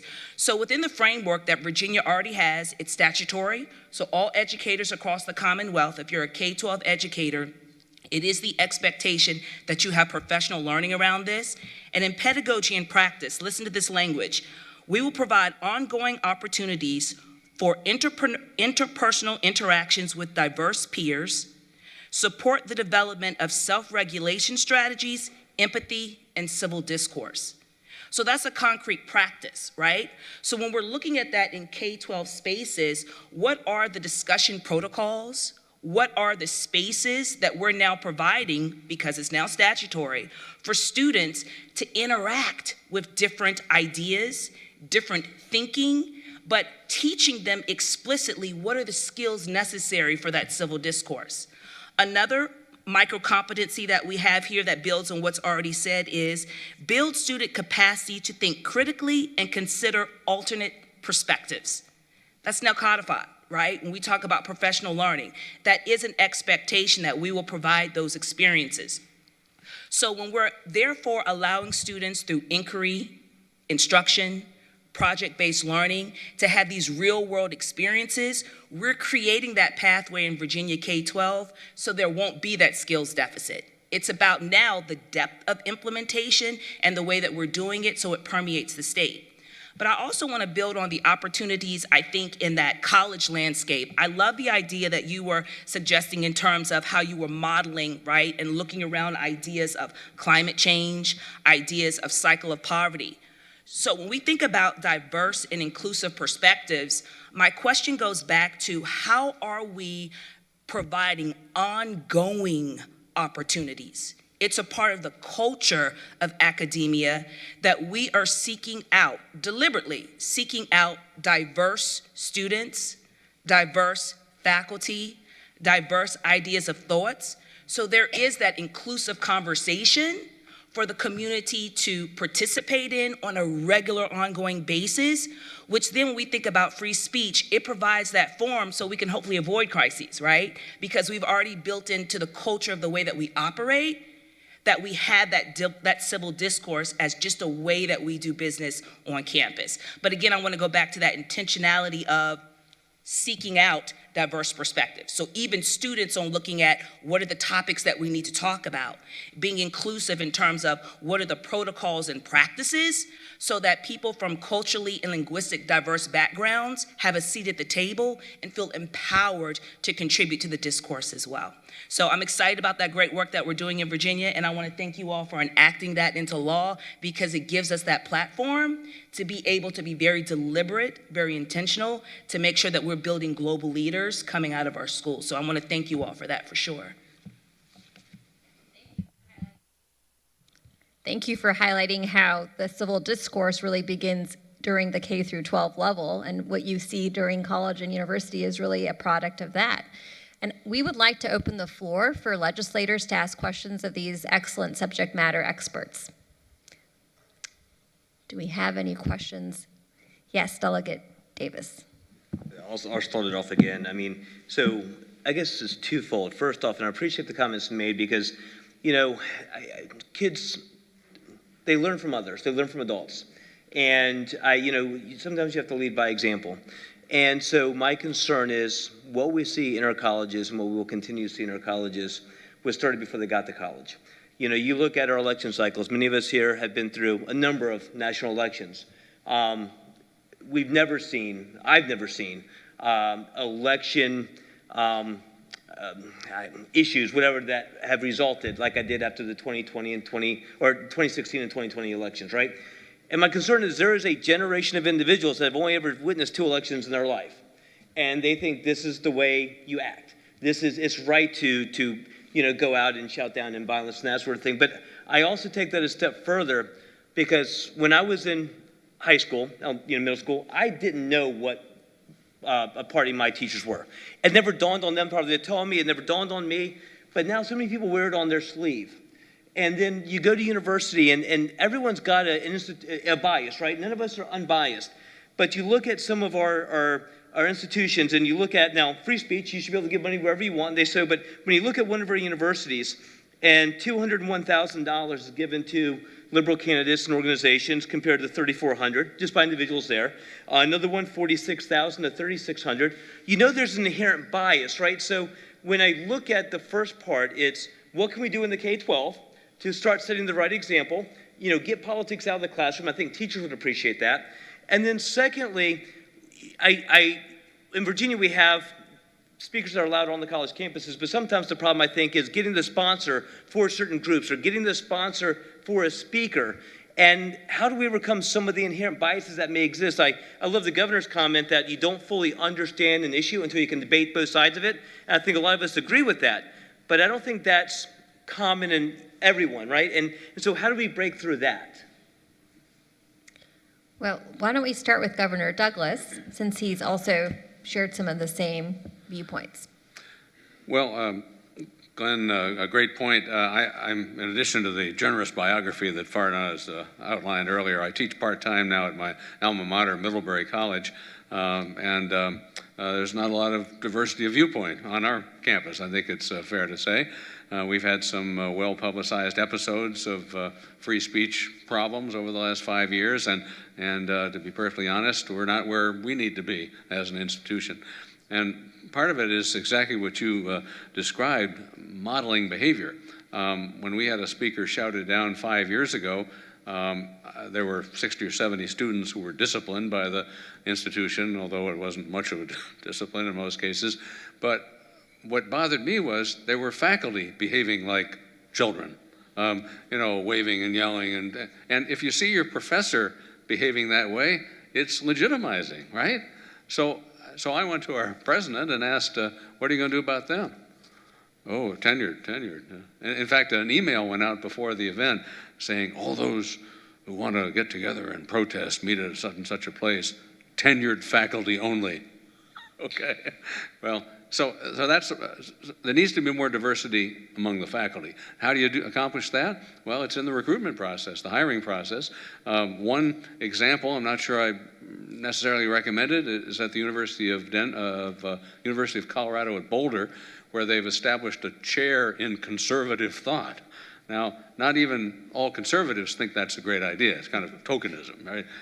But there has to be more diversity, and one suggestion that came in an earlier BPC discussion was, rather than go only to the National Association of X discipline, go to the regional ones, particularly in the South and maybe the Midwest, and you might be able to interact with some prospective faculty who have a broader perspective. So, yeah, I mean, I teach classes in political science. Everybody knows my affiliation, but I play it straight. I, in every class, have at least one elected official of the other party come in and talk to the class. I had the head of the college Republicans and college Democrats in the same class one year. They're both great students, and we all got along just fine. So I think it has to start with, frankly, faculty modeling it better, and institutional leadership. We talk about that in our report, too. There are a lot of great examples. I've got to meet some of them. You mentioned President Crutcher, an outstanding gentleman who's a musician, as you may know. And someone asked, well, how do you handle all the stress of free speech problems? And he said, I just get out my cello, and it calms me down. so whatever the stress. But institutional leaders have to model good behavior and make it clear that all different points of view are welcome. So institutional leadership, more diversity on the faculty, I think will lead, and I'm delighted, Adria, to hear what, the initiative that you described. I think that over time is going to make a tremendous difference. Yes. And with that, Ms. Merritt, would you like to opine on the K through 12 aspects of the question? Certainly, and also lifting up exemplars, right? That's a part of the work that is going to follow up behind this. Once we are permeating and making sure that there's clarity around what those micro competencies are, now what does this look like in action, right? And how do we lift up an exemplar that is a model that is showing a discourse, looking at multiple perspectives, teaching students how to amplify what they're trying to say, supported by evidence, teaching them how to be critical about the evidence that they are using. In Virginia, I don't mean to get in the weeds, but using Canvas as a portal because most school divisions have access to it. So there's a way for educators to tap into it to see, what does this look like? Because sometimes I just don't know what it looks like. So I don't know how to implement it or what my expectation is. So that's one of the ways that we're trying to also push it forward further so it will have the impact that we need. Great. Yes, please. Thank you. Good morning, Delegate Rasool. Welcome to the 11th District. I think it's the best district, but maybe there's a few people that might disagree. Respectfully disagree. You know, when I first got involved in politics, maybe about 15 years ago, I was naive and very idealistic, and I'm still pretty idealistic, maybe a little less naive. And what I liked to talk about was civility and positive politics, and I found out people do not care about civility and positive politics. And we, sitting around this table, think that this concept of civility is something that people want to embrace. In fact, it polls well, but no one takes action on it. And what I found is that people want to win. What we have to do is give them a better way to win. So if we can coach them and stop, I think, asking people to, why don't you just get along? If we stop saying that and say, well, let me give you a better way to win where we can respect each other, but also figure out a way for you to get what you're looking for, right? And until I saw a few years ago, where I find most of my great information these days on TikTok, I found this concept of the French style of writing, which is called dialectical method in writing and conversing, where you have to write the thesis and the antithesis, and then your conclusion is the synthesis of both. So my question to whoever would like to field this, because all the persuasive writing I did in school was take one side and prove why you're right? And intentionally, that is not what they do in French schools, at least. That's not how they teach people to think. My question to people at large is, does anybody do this in Virginia? Can I answer that? Yeah. I yield to the senator. I'm sorry, and I'm sure our esteemed panelist will jump in, but as a former professor of English, that's exactly what we do in our introductory freshman classes, composition classes, is teach that dialectical method, teach students how to do and engage in argumentative writing. That is the foundation of argumentative writing. And so we try to do that, and hopefully we succeed, and try to certainly reiterate it in upper level classes as well, no matter what discipline that they may be in. So college institutions are absolutely focused on teaching that method of clear argumentative writing. And I think Dr. Becerra, you might have a unique perspective, because I think Dr. Danilovich is right that private institutions don't have to comply with the First Amendment, but they do. And I think that shows that civil discourse, even though it may only be valued in polls, is still a value among institutions of higher education. Yes, thank you. I think as a university administrator, and it's nice to see you again, Delegate. Your mom, I remember, went to Marymount, so thank you for sharing that story. That we have to create the structure so that we'll provide that opportunity for balanced views for our students. And that's our responsibility. So, and I think Governor Douglas mentioned, we also have the College Republican Club and the College Democrat Club. And they all have the opportunity to invite speakers to campus. So that's my responsibility, to make sure that we have those structures in place so that students can exercise their own, kind of digging into the problem and exploring both views and coming to their own conclusions. So, and I think universities, by and large, we do that pretty thoughtfully, and not because we have to, but because we want to, because that's the essence of what we do in academia. So it is hard, Governor, like you say, or Delegate, students come in, maybe they haven't had this preparation always, depending where they're coming from, how diverse the environments they're coming from already. So it is our responsibility to step up and make sure that that happens at the college, the great equalizer. Yes, and actually I was going to ask you as well, because Delegate Rasool, you said at the end of the day someone wants an objective. So in your dialogues with respect to flags, does one person eventually persuade the other person to take down the flag that was offensive? And how do you model that through free speech? So as Senator Hashmi noted, we teach through this method. We do reinforce it in classes. The difference is, though, that's in classes. Where higher education has had a struggle is outside of the classroom. And I think to the delegate's point earlier is that's gotten worse through time. So, what the default has been in is bring in this speaker. Well, just like in social media, it's the like-minded people that go see that speaker. Then you bring in this speaker, well, that group goes over to see this speaker. There's no civil discourse, there's no dialogue, and things have gotten worse. So it is my philosophy that we actually have to create purposeful collisions of ideologies outside of the classroom. I'll give you a brief example from my last institution and then one from Radford. So at my last institution, to try to get to this, we set up what was called the Breezeway Dialogues. There was an area called the Breezeway that students had to walk along each day to get to classes.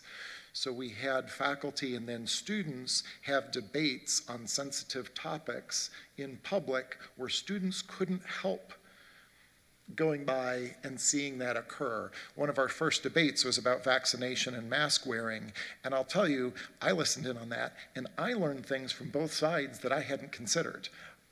I learned a lot. And okay, I'm a little older than most typical students. So that was a powerful way of creating those collisions. I was really surprised when I got to Radford. They were putting on a play called Twilight of the Golds. And it is about one of the most difficult topics there is to discuss, and that is of abortion. They had a panel following it that evening to talk about the complexities around abortion. Unfortunately, Hurricane Ian did disrupt the panel, so it wasn't able to be there, but they were trying to make that purposeful collision so people would see the panelists from both sides engaging in that. And again, unless we create those opportunities outside of the classroom, we all know as educators, you must reinforce repeatedly. I think you rephrased it as one of those ongoing opportunities for learning. If it's only in the classroom, that's one level of learning. When we take it outside of the classroom into different contexts, that's where the students really start making sense of it and see how it applies. I'd like to say something. I'm Senator John Edwards, and like Delegate Russell, I want to welcome you to the 21st Senate District, so welcome. And I hope you enjoy Hotel Roanoke Conference Center. But with regard to getting along with people, I was finished reading the book, Ron Chernow's 817-page book on George Washington, probably the best book ever written on George Washington. And he, along with the founding fathers, thought it was extremely important to get along with one another. In fact, when he was 19, I think he wrote 110 precepts of how to get along with people. And I've often thought we should go back to the founding fathers' thought that we should try to get along with people. In 1999, I got a bill passed to teach character education in schools. I don't know if they're still doing it, but they should. Every public school should be teaching character education. One is the 6 pillars of character. It's called the Character Counts program. And I've often taught that, public education, should teach the 3 R's, reading, writing, arithmetic, but also the 4th R and the 5th R, respect and responsibility, along with integrity, caring, and kindness, and all the rest. And if we could teach people character counts or something like that, there are other programs similar to that, it would help a lot from the ground up. How do you get along with people? Well, be nice to them. Respect them. Be responsible for yourself and for your community. Be involved in the community. And that's how this democracy works. I'm concerned today with the fact that we have 2 kinds of people in the world. Authoritarian people, autocratic people, and democracy. You see it, whether it be Iran, Russia, China, North Korea, and so forth. And I think we're seeing this in America too. It really bothers the heck out of me. Authoritarians or democracy. Respect and responsibility for one another. If we do that, I think it would help a lot with all the things you all have been saying. And welcome to Roanoke again.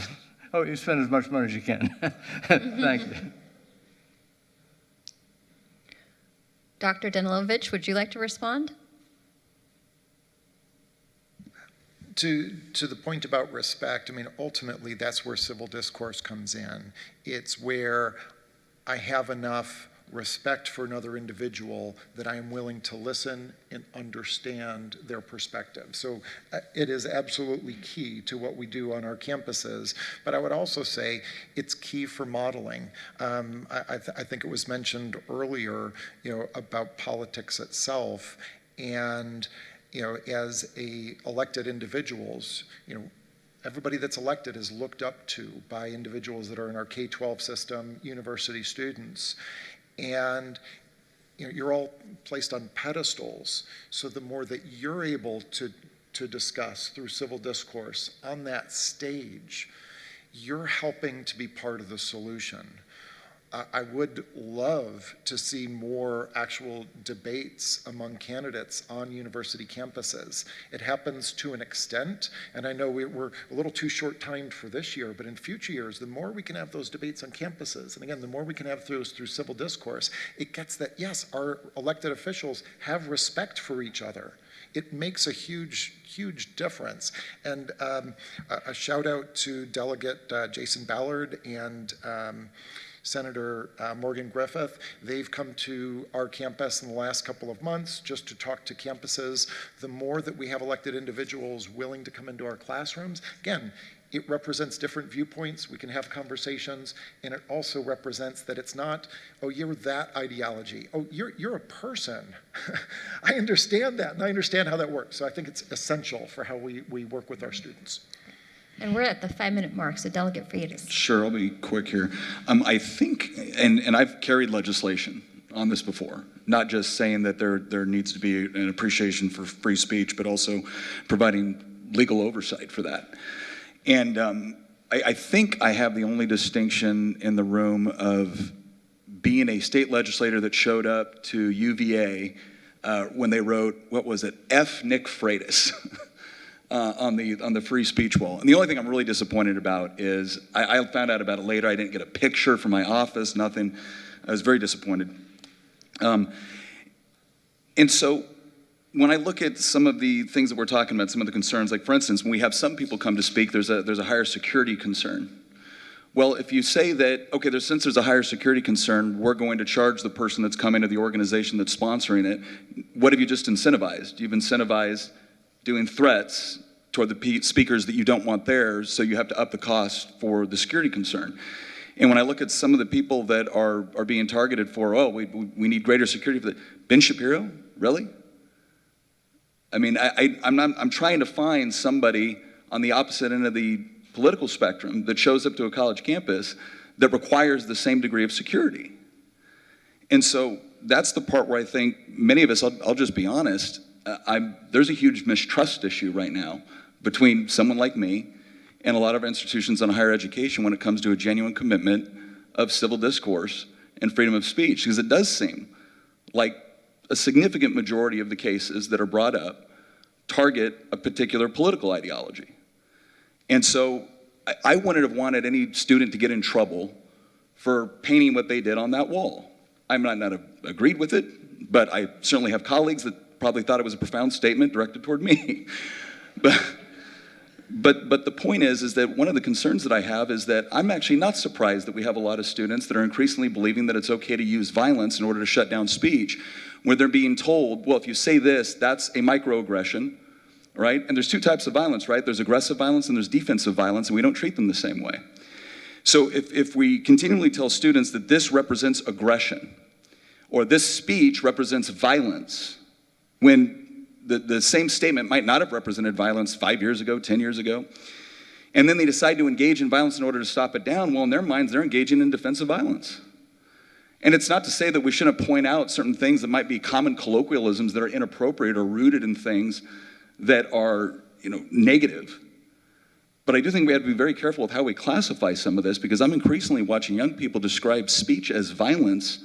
And we're not talking about threats of assault or abuse or anything like that. We're just saying, I don't agree with what you said. It makes me feel stress, and therefore that's an act of violence. And if I have to engage in violence to prevent you from doing so, well, then that's appropriate. That's not a logical leap if you accept the premise. And so I guess if you want legislators like me to stop showing up with the bills, with the legislation, we do need to see a greater commitment to that. And I'll just leave it there. Dr. Becerra, would you like to respond to that? Because you actually could charge more for security costs, but you do not as a private institution. Well, I just really, my experience with the legislators here in Virginia is that they're very, very connected to us university presidents, not only the public, the private as well. I have met Delegate Rasul before, Delegate Guzman. So I think that establishing those regular connections, Delegate Hope teaches on my campus a course in politics. Establishing those connections with university presidents, it's an ongoing conversation. So I would encourage you, hey, you want to come to Marymount? We'll be happy to, because I want our students to be engaged. A lot of students that come to Marymount, they are very curious about politics. Of course, we are so close to the federal government, but both our senior senators are constantly visiting with campus, and I want to encourage that opportunity. I think it's just a total blessing for us. So I think establishing that rapport with the universities, the more communication, the more trust I think will exist, and I think that's where I would leave it. Just establish that communication, establish an ongoing relationship. We do it with our student government, for example. They sometimes want things that we cannot do for them, and sometimes we negotiate in the middle. But If we have a relationship of trust between the administration and student government, before crisis happens, then we can deal with crisis better. So that's what I would put it, an investment in establish a close relationship with university presidents in your neighborhood, outside of your neighborhood. I think that will go a long way. Jump in just quickly. Since we're being increasingly candid, it is conservative speakers who are mostly shouted down now or prevented from being heard, but it wasn't always that way. Back in the civil rights and Vietnam era, it was liberal speakers who were not allowed to be heard, and that gave birth to the whole free speech movement at Berkeley and that spread around the country. So I think it's important to remember what goes around comes around, and this is a matter of principle that is not should not be tied to any particular ideology. I like Dr. Becerra's earlier comment where she noted that it may be required for the administration to provide some balance to make sure other diverse points of view are heard if it seems to be all in one direction. And I also might suggest that institutions prepare for controversy. It will require perhaps additional security for certain speakers to come. There are consultants out there. There's a new business advising colleges and universities on how to handle controversial speakers and events, and it may be a worthy investment if that's a matter of concern at your campus. But so I think understanding the need for diversity, ensuring that it happens, and being prepared for situations that may go in an unpleasant direction would be good advice. Any final thoughts from Ms. Merritt or Dr. Danilovich? I think a key theme here is intentionality. Like if we're really looking at wanting to have this solutions mindset, to your point that young people don't see violence as a normal mode of communication, then how are we providing structured opportunities beyond the classroom where there is a forum for them in a safe space, in a secured space, because we're the adults here, we are educators, to allow for that type of discourse to happen, right? So if we're not providing that deliberately and consistently, then there's no way for us to change the tide. But I think we could absolutely, if we are deliberate and it is a consistent practice that we implement beyond the classroom, so it becomes a culture of the fabric of universities and K-12 spaces as well. And just two brief comments. Conservative speakers and where there's been a lot of events around them, it depends on the campus. So at my last institution, we had very conservative speakers on campus, but there was no extra security, there was no protests. It just, speakers came to campus and it worked out fine. So some of it is institutional context. I would say what's become very difficult on university campuses as of late is the external influence outside of the campus, because if it's just with our students, with our faculty and our staff, we can work towards that. It's when outside people come in for those events who are purposefully trying to challenge the situation, that's what universities in some ways are unprepared for. It's not part of how we've traditionally had to manage. It caused problems back in previous protests, and it's occurring now. It's the external influencers. So I don't have a solution for that. I just want to indicate that that is a challenge that we have to work through. Well, thank you for your time. There is hope. Everyone here has been a champion of free speech while maintaining civil discourse. So thank you. Thank you. Yes, thank you. Please give a round of applause to our speakers and to Farnaz for what a great panel. So we are running a couple minutes behind, as you can see. So we are going to come back together at 11:48. So it gives you about like a 6-minute break with the goal of starting our next session at 11:50. So please be back after a short break for our final session, which is going to be a really great, another higher ed conversation. Thank you.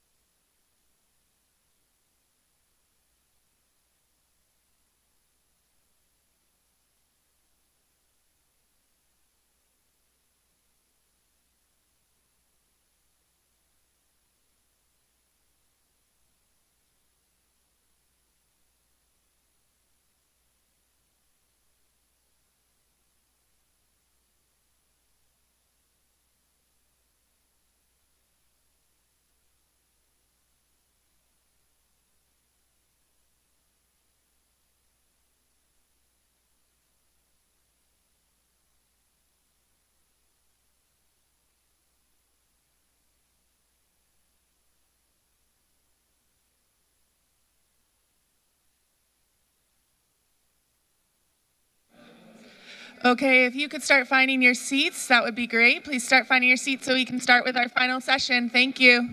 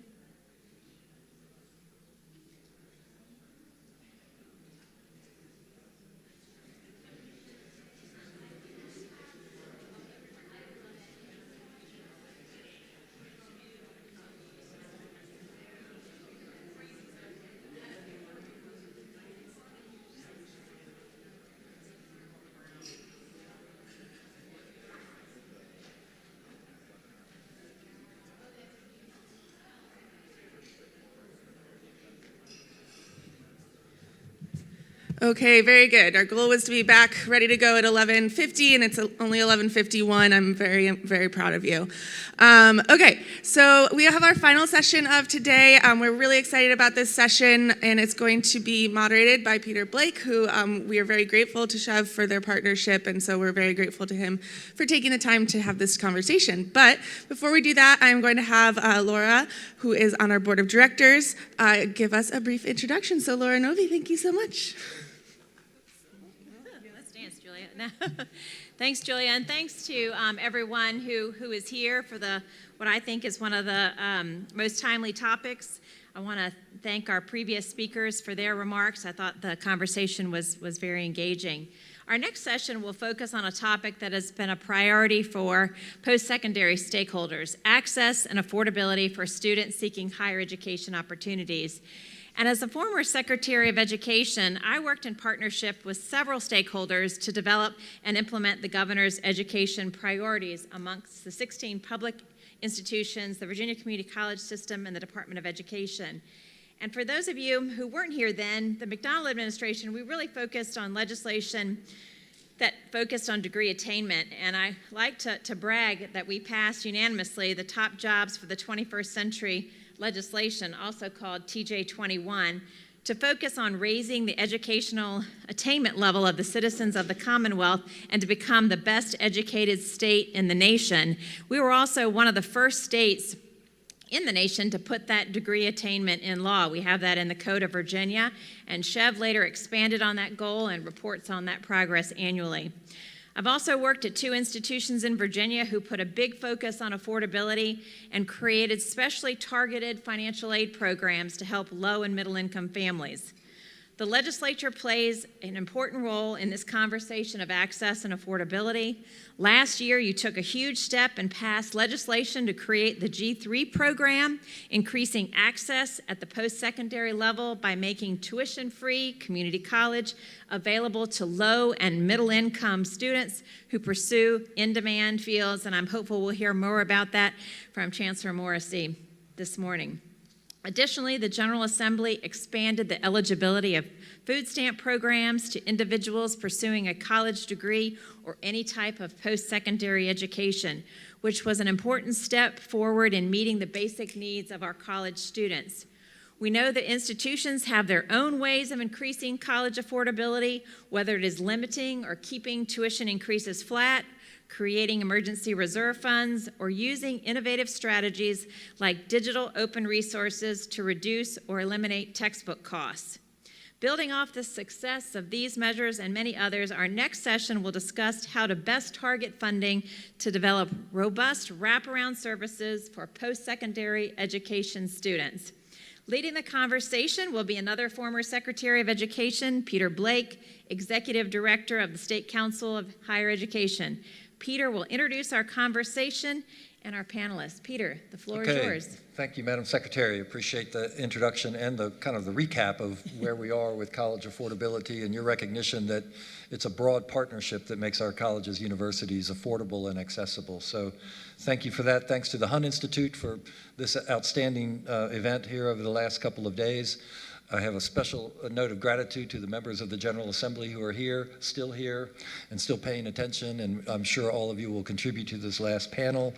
I want to mention that in the back of the room, we have one of my board members, Jenny O'Halloran, is with us. So Jenny, I'm glad to have you in the room. Also, we have, higher education takes all kinds of leadership, and I see Speaker Cox has returned, and good to have you with us, Speaker Cox. And then we have a member of the Board of Visitors at Radford University, Mark Lawrence, is with us today. So a lot of leadership in this room. It's a real honor to be with you. And of course, we have distinguished panelists. And I'm going to start with Chancellor Sharon Morrissey and kick things off with her in just a minute. But I do want to just note that affordability has indeed been a concern of many students seeking their post-secondary degrees. And we heard earlier that from Governor Douglas about this situation in which we find ourselves where only 50% of Americans think that higher education has a positive impact on America. And part of that could be to this affordability question that we're about ready to discuss. I think you know that financial aid has not kept up with the cost of attendance, and as a result, student debt has increased, and more students and families are questioning their return on investment. Again, 2 outstanding speakers who can be with us today. I'll start with Sharon Morrissey, who, as I said, is the chancellor, interim chancellor of the community college system. She's been in Virginia since 2014 after a successful career in North Carolina, and we're delighted to have interim chancellor Sharon Morrissey with us today. So, Dr. Morrissey, in your capacity as chancellor, what are some of the greatest challenges we are seeing associated with helping students afford higher education in Virginia? Thank you, Peter, and thank you to the members of the General Assembly who are here. It is an honor to be here this morning and talk to you about this very important topic. I also, before I go further, want to thank you for the civil discourse you modeled in the previous panel. We can all learn a lesson from that. Virginia's 23 community colleges enrolled over 220,000 students last year. So that includes both our credit students and our non-credit students. Although we have the lowest higher education tuition in the Commonwealth, our students still struggle. They struggle to make ends meet. They struggle to pay for college. About 50,000 students in the VCCS receive Pell Grants every year. That number could go much higher, except that the federal application for federal financial aid is very difficult, challenging, intimidating, and off-putting, and many of our students simply don't complete it. We also have the 50,000 number that I mentioned doesn't include the number of non-credit fast-forward students who receive state financial aid that we have set aside for those students. We also have countless students, of course, who get scholarships, they receive emergency financial assistance, or they get loans. But in spite of all this, students are still struggling to complete financially. In addition to just thinking about tuition and fees, though, I want you to also think about other barriers that community college students face. Time and money are barriers to access and opportunity.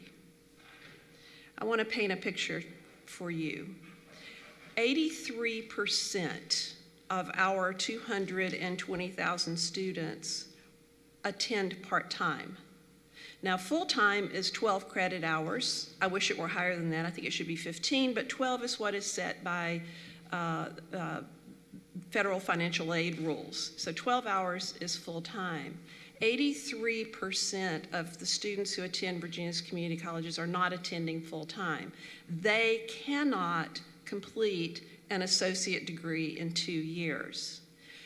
30% of the students who attend Virginia's community colleges are only taking one course a semester. And sadly, those are the ones who are most likely to drop out. So these opportunity costs are significant. And where do they come from? These are the costs for the other costs related to attendance for our students. Transportation, childcare, groceries, just other costs that our students have to face. These 83% of the students who attend part-time are working one or more jobs to try to, have a family income and pay their bills.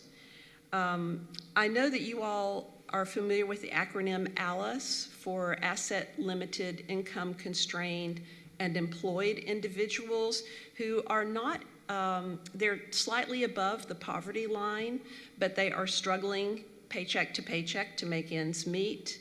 These are the students who need community colleges the most, but who can afford the time to come to college the least.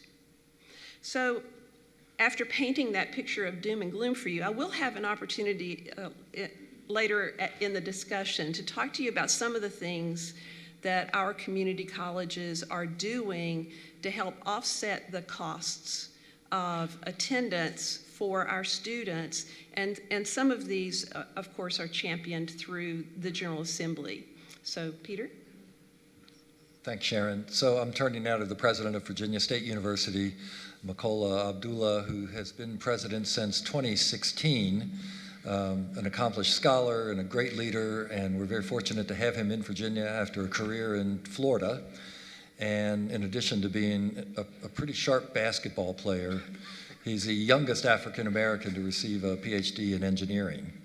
And so, President Abdullah, I would ask you the same question. What are some of the greatest challenges you're seeing associated with helping students afford higher education and be successful? Thank you so much, Peter, and thank you for that warm introduction. And it is also very much a pleasure to be in a room of friends. It's good to see everybody again. I think for some of you it's since last year, but it's very good to see everyone. Thank you so much for the question. Post-secondary attainment and access and affordability are really the exact same thing. The vast majority of our students who, as Sharon said earlier, the vast majority of our students who don't end up completing their credentials is because of money. And I've got some anecdotal stories to talk about that, and then I can come back and kind of use some data to do the exact same thing.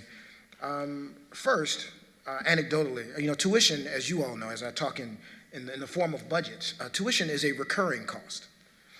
It occurs every year. And sometimes many of our families, especially those who are lacking in resources, that they will use one-time funds to fund tuition for the first year, then the second year is tough. You have churches and families that are taking out second mortgages to make sure that young man, young woman can go to school for their first year, and those resources just aren't available in the second year, which precludes them from completing.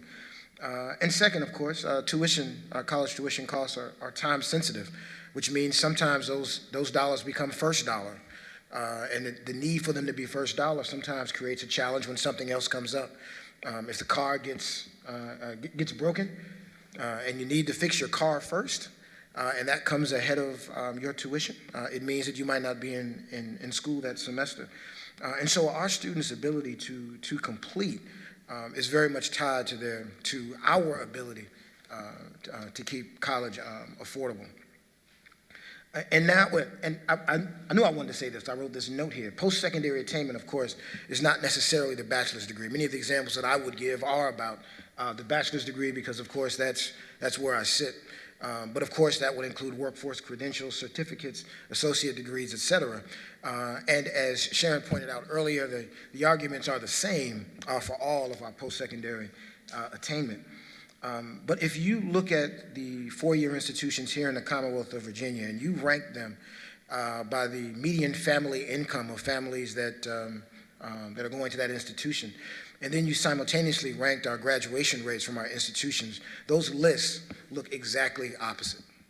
The institutions that have the higher family income are those institutions that graduate their students at a higher rate. Those that have the lower family income are those that graduate the students at a lower rate.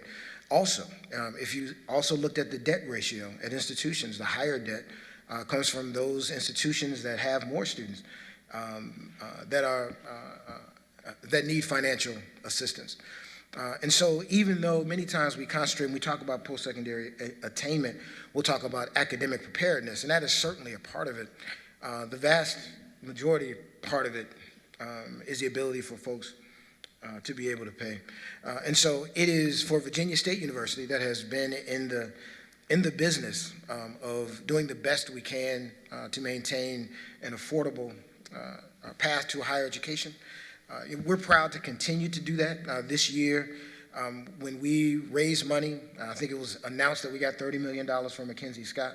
It wouldn't be an exaggeration to say that 80 or 90% of the funds that we raise goes specifically for financial aid. The monies that we got from the federal government as it relates to COVID-19 and the HERF Act, many of those dollars went towards financial aid of our students. And so when we announced this year and last year that we had the largest increase in enrollment, our largest increase was last year, and then we beat that this year. We're now at 4,700 students. That is directly related to the fact that we had an increase in financial aid at Virginia State University. And so we will continue to do our part, and we hope that we can all partner together, including with our community college partners, to continue to do our part across the Commonwealth. McCullough, thanks. And you reminded me of a couple of things that this General Assembly has done. In the last budget, you appropriated an increase of $150 million for need-based financial aid, the largest increase ever. And also for Virginia State and Norfolk State, you provided additional funding for what's called the Virginia College Affordability Network, which offers discounted or free tuition within a general radius of those two universities. So a lot of credit goes to folks around this room. I'm struck by what you said, that sometimes people will use all their savings or whatever scholarship they got from their church for the first year, but then they can't keep up. Can you talk a little bit about what strategies you have in place to make sure that they can? Well, I think that it's got to be a joint effort. In my opinion, there are 5 partners that kind of come together to help make college affordable. It's, of course, the parents and their families themselves, and that's probably the most challenging part of it, is them trying to come up with the funds to do it. It's our colleges and universities, making sure that we do the best that we can to maintain efficiencies so that we can keep tuition and fees low. It's the federal government supporting our institutions through the Pell Grant and low interest loans where appropriate. It's a state and local government. Thank you, Peter, for reminding them. I didn't say it, and I should have, that it was also the increase in financial aid that came out from the General Assembly that helped us to be able to keep more young people in college. And then last but certainly not least is private philanthropy. As I mentioned earlier, at Virginia State University, the vast amount of dollars that we raise ends up going towards financial aid. I think the same would be true of our community college partners and all of our institutions that concentrate on access. Unfortunately, if you look at the amount of money raised by those institutions, those would also be the institutions that raise the least amount of money. That most of the money in the Commonwealth that's raised by our public and private institutions does not go towards financial aid, goes towards other things and important things. I think it's important to note, I want to make sure, since I was the chair of the Council of Presidents, that I note that Virginia has the most diverse and I think the best quality of higher education in the country, and I'm proud of my colleagues for all the work that they do. But if we're talking about access and affordability, the leaders in that would be the leaders sitting at this table, plus Norfolk State University. And I think that it's important that we all encourage private philanthropy to look to give towards those institutions that are trying to do their best to keep college affordable for all students. Sharon, you mentioned a couple of the barriers. You said time and money among them, but can you talk a little bit about strategies that you have in place to overcome not just those, but other barriers, and then around this table, how folks sitting on their education committees can help? Sure. Well, first I want to thank the General Assembly for your support of community colleges over the years. Recently, you have funded an increase in the number of advisors at our colleges, so increasing our advising capacity. Here's what we're doing. We are putting advisors at the front end to help students as they onboard, help them navigate that difficult process of filling out the application, filling out the financial aid form, the FAFSA, figuring out what career pathway they want to take, getting enrolled in the right classes, and then that navigator staying with that student for 1 or 2 semesters as like the touch point to make sure the student is doing the next thing they need to do. You know, we enroll students who don't know that from one semester to the next you have to re-register. So we have students who show up in the fall and don't show up in the spring, and college might call them and say, why didn't you register for spring semester? And the student said, I didn't know I had to do that.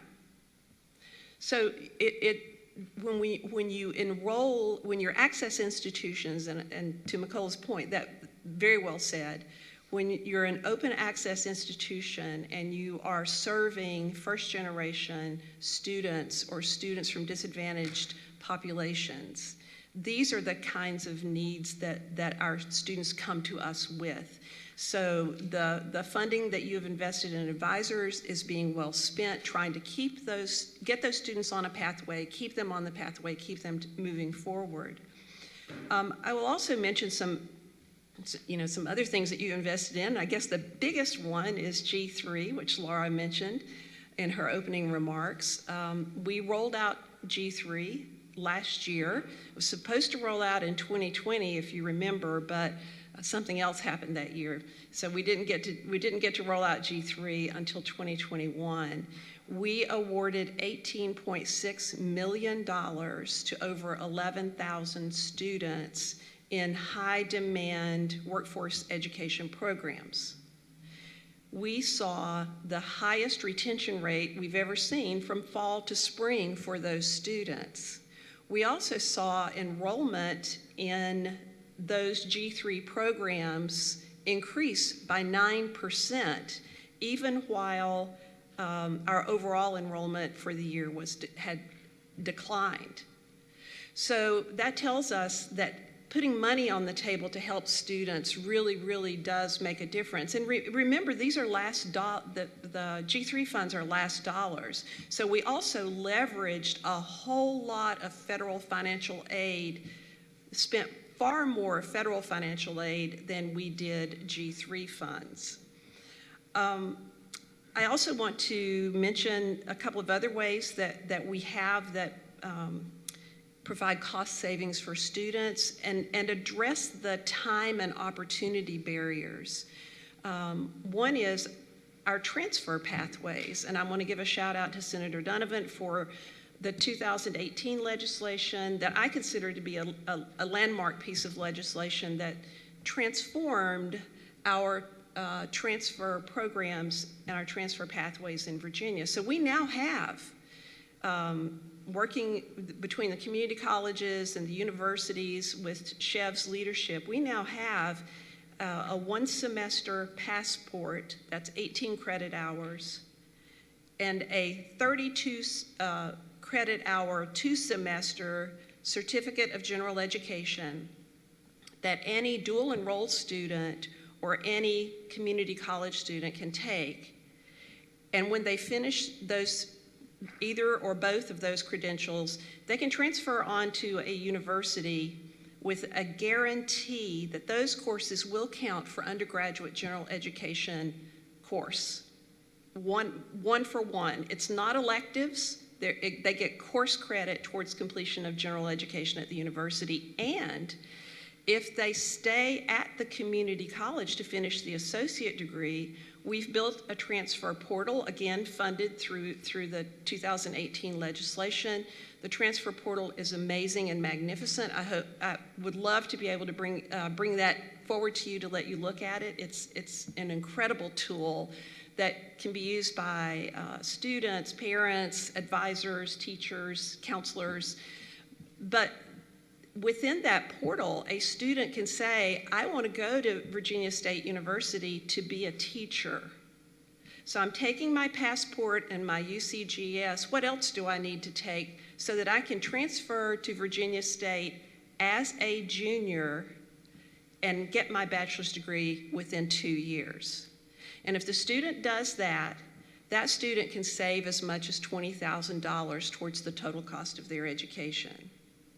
You know, I think G3 is just an amazing program, and we've only been through it for 1 year, but I look forward to more years to come so that we can see how we can build and develop that program to serve more students in Virginia.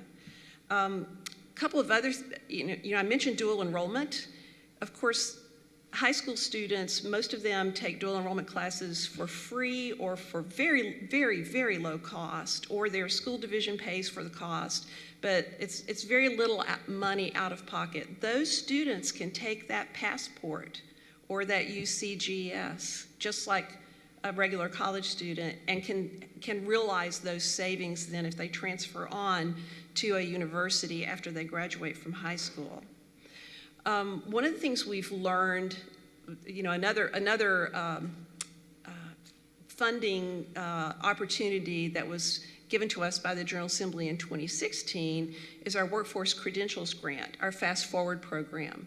One of the things we've learned from that program is people love those short, you can get a credential in a few weeks, not a few years. Those short training programs that lead to industry recognized credentials, that lead people to good jobs where they realize an increase in their wages immediately. So one of the lessons we learned from that is to break down our credit programs into stackable credentials, make them shorter, give students put the skills up front, give students the opportunity to get a certificate with skills. They can go into the workforce, and then they can come back when they can afford it or when they have the time to do it and continue their pathway towards the associate degree. So again, the Fast Forward program has taught us that. In addition to, I'll just remind everybody, the Fast Forward program in and of itself is very, very affordable for students. The state pays 2/3, the student pays 1/3. The last report that I saw that Chev did, the average out-of-pocket cost for the student is still below $1,000. So that's amazing, and we try to provide as much financial aid for those students as we can, because many of them can't even afford that $1,000.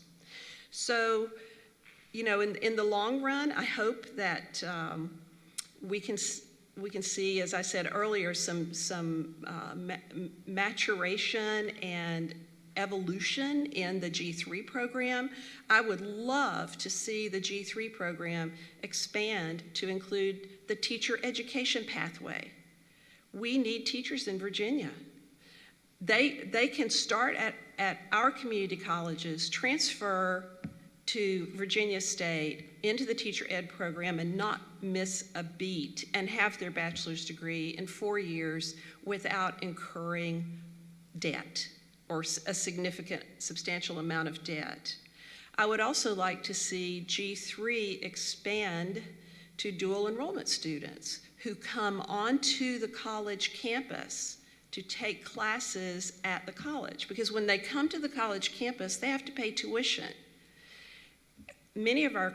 A few of our colleges are now doing academies on our college campuses for dual enroll students, but they have to raise the money to pay the tuition for those students. They don't want to ask the students to pay that out of pocket.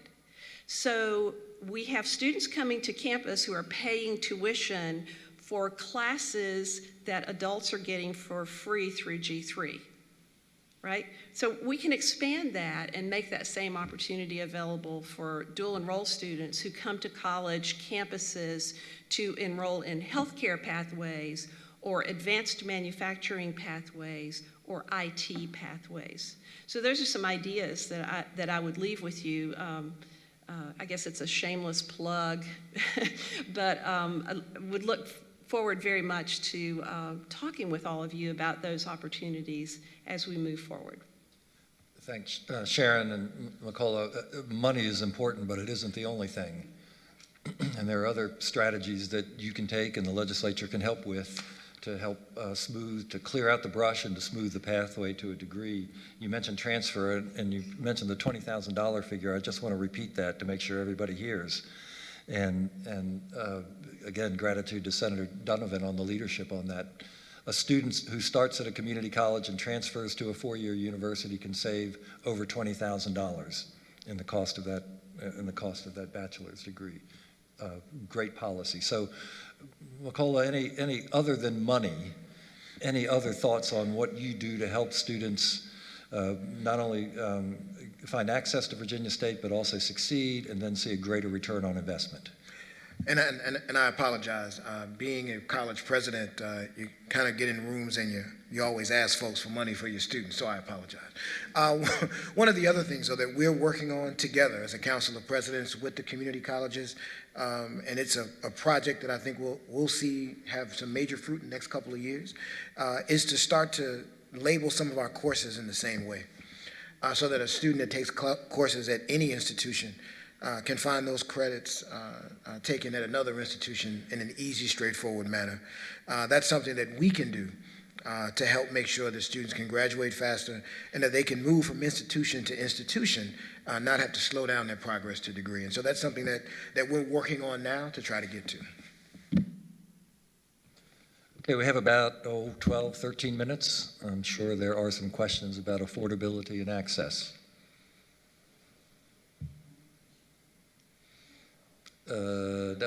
Senator Donovan, and then we'll take the two delegates here. Just trying to tie all the points of information together, we started a conversation a little bit about 50% of Americans, only 50% of Americans find, the value we would hope they would find in higher education. We're talking about return on investment, but it feels like when we talk about return on investment, we're mostly talking about out of pocket for the student return on investment, but there are a lot of other investments being made in that student, federally, state, private funds. And so, I love all of our innovation. And by the way, you did get Workforce Credentials Grant Program into high schools this year, and hopefully, we tried for G3, hopefully we'll get that this year. But, I think that we have to balance the ever-increasing need for money with innovation that abbreviates how long we are paying the tuition for bricks and mortar. And that we can't do one without the other. And it's a very disruptive, revolutionary idea because we've made such an investments in our 4 years, and it would essentially equate to downsizing. But I think that the economic vectors and the the popular support issues are creating a time where we can't infinitely find all the money we need, especially if we're not getting a return on that investment.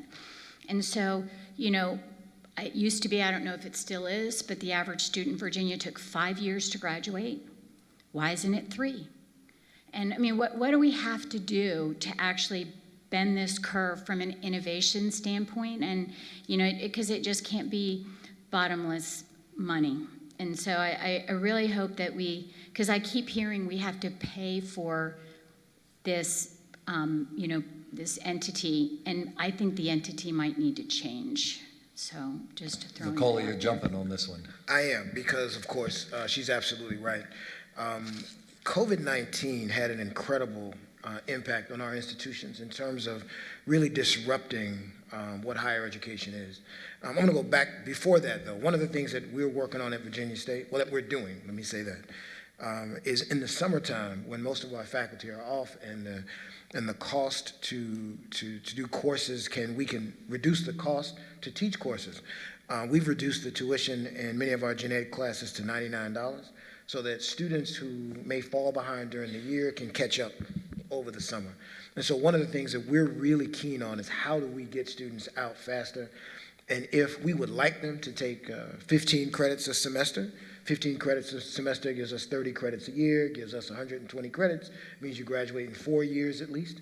But if a student falls behind, how do we get them caught up so they can stay on the path that they're on? Or heaven forbid, how do we get them ahead of the game so that they can catch up? So now I want to go forwards in time. We were doing that before COVID. COVID-19 really disrupted the model. It showed us two things. One, that in some areas, in some disciplines, that we can provide a quality education remotely and online. It also showed us in some areas we couldn't, but it showed us in some areas that we can. It also showed us in some areas that we can work together with other universities to perhaps reduce the cost. In those ways that we can do things remotely, if we partner across the Commonwealth, there may be ways to get an economy of scale in some of those programs. But one of the things it also taught us is that there is because some students were suing because they weren't able to come back on campus, that for some, it was also very important to participate in the brick and mortar experience. And so we're still wrestling with what all of that means. We've got a lot of our students who really want to be back on campus, but don't really want to be back in on-campus classes.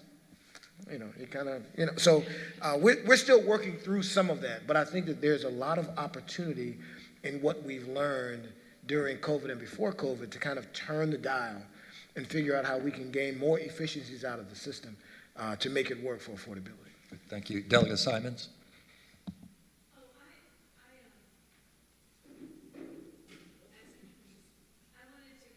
To what we were talking about with community colleges, I'm really excited about the short course credentialing.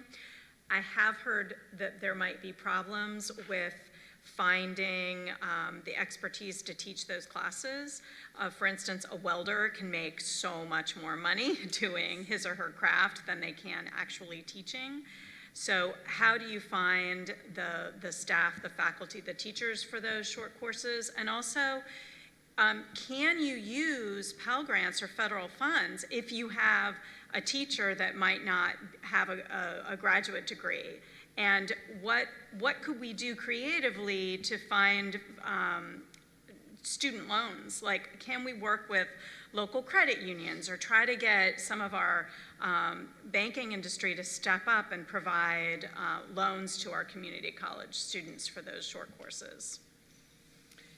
So for faculty, you raise, that is a problem not only with the short-term courses, but also with our credit programs. It's hard to find and keep nursing faculty. It's hard to find and keep math faculty and science faculty and engineering faculty because they're at IT faculty. There are so many more opportunities for them out in the private sector that pay higher wages. So it is a struggle. In community colleges, what we try to do is stay in touch with our alumni and entice them at some point to come back and teach. So the welder who's been out working in the field, maybe he wants to come back and give back to the institution and is willing to do that. One of the things that we've discovered with WCG, the Workforce Credentials Grant, is since 2016, the price of everything has gone up. Inflation is killing us.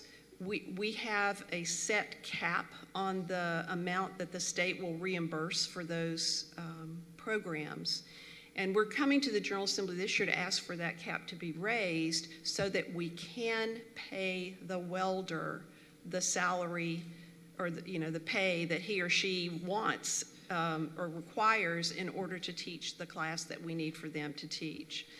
We need to pay for the diesel fuel to go into the trucks so that we can provide more truck driver training, so we can have trucks delivering things on time to people. So yes, the instructor piece is incredibly challenging. I don't know how we're going to work on that with like nursing and other professions. The Virginia Nursing Association is also struggling with the same question, and it's not just a community college issue, it's across all sectors of higher education. Sharon. Yes. I'm going to break and make sure that Delegate Davis gets his comment and question in before we wrap up. Okay, sorry.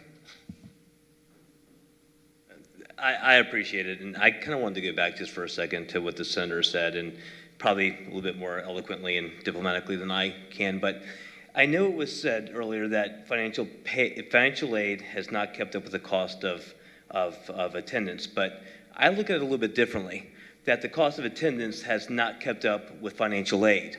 It's not that we're not spending enough, it's that the cost has gotten too high. And I appreciate these conversations of how we can drive down costs, but the fact of the matter is all we're doing is saying the student's not going to pay the cost anymore. We're going to have the taxpayer pay the cost. And maybe there's some efficiencies, but the G3 program, I love the G3 program, but the fact of the matter is the taxpayer's paying it, so we're still paying the cost. And then it comes back to the ROI that the senator looks at, and I would ask you all, and maybe it's rhetorical, but would you let all your students go to school for free and take 10% of their income for the next 10 years? Now, maybe if they're an engineering student, the answer is yes. Maybe if they're a doctor, the answer is yes. But there's a whole bunch of those degrees out there that there's not a chance on God's green earth you would do that. And if the answer is no, then we need to fix that. Now, there may be some degrees like teaching that it's a societal good. We have to have that, right? And we feel that we should supplement, that we should subsidize because there's that societal good. But there's a whole bunch of other things that we literally let students walk into campus, go down a field. I know you talk about, helping them look at and navigating on their career choice, but does that career choice show that when you graduate, 90% chance you're going to make X? Heck, there's probably 50% chance you're not going to be in your field. 90% chance you're not going to be able to pay your bills, and a 10% chance that you'll be one of the top 100 nation on X that you're actually going to make some decent money. And have them look at it from that perspective, because that's what I get kind of concerned about. I understand inflation and that sort of thing, but I look at companies. I'll use Dollar Tree, for example, because I know it very well. Started in the 1970s, everything was $1 until 2020, everything was $1.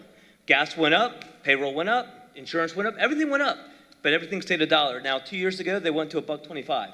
So 25% increase since the 70s.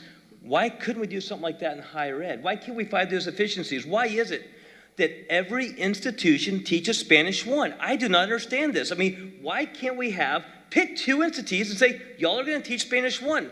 Government 101. I think I had 50 to 60 people in my Government 101 class. It was sit there and listen at 8 a.m. in the morning. Hell, I slept through most of it. Why does that have to be at every school in person? Why can't we find those efficiencies? So I kind of want to, leave it with this. I love our universities. I love our institutions. It scares the bejesus out of me to know what higher ed's going to look like in 20 or 30 years, and we're not going to be able to meet that. And honestly, not only what's it going to look like and what the student population may look like, but we're not going to be able to pay the bills on the capital costs that we have already going that far out. So if there's efficiencies that we can create, and lastly, I'll say the micro-credentialing, I think is tremendous. President Dula, you and I have had the conversation. I love what you're doing over there. But when someone walks into a campus ready to spend a boatload of money on a 4-year degree, do you sit them down and say, do you want a 4-year degree, or are you better off with that micro-credential, right? Is it the person that can't afford it that you give that alternative to, or do you sit them all down and say, what do you want to do, because you may not have to spend $100,000?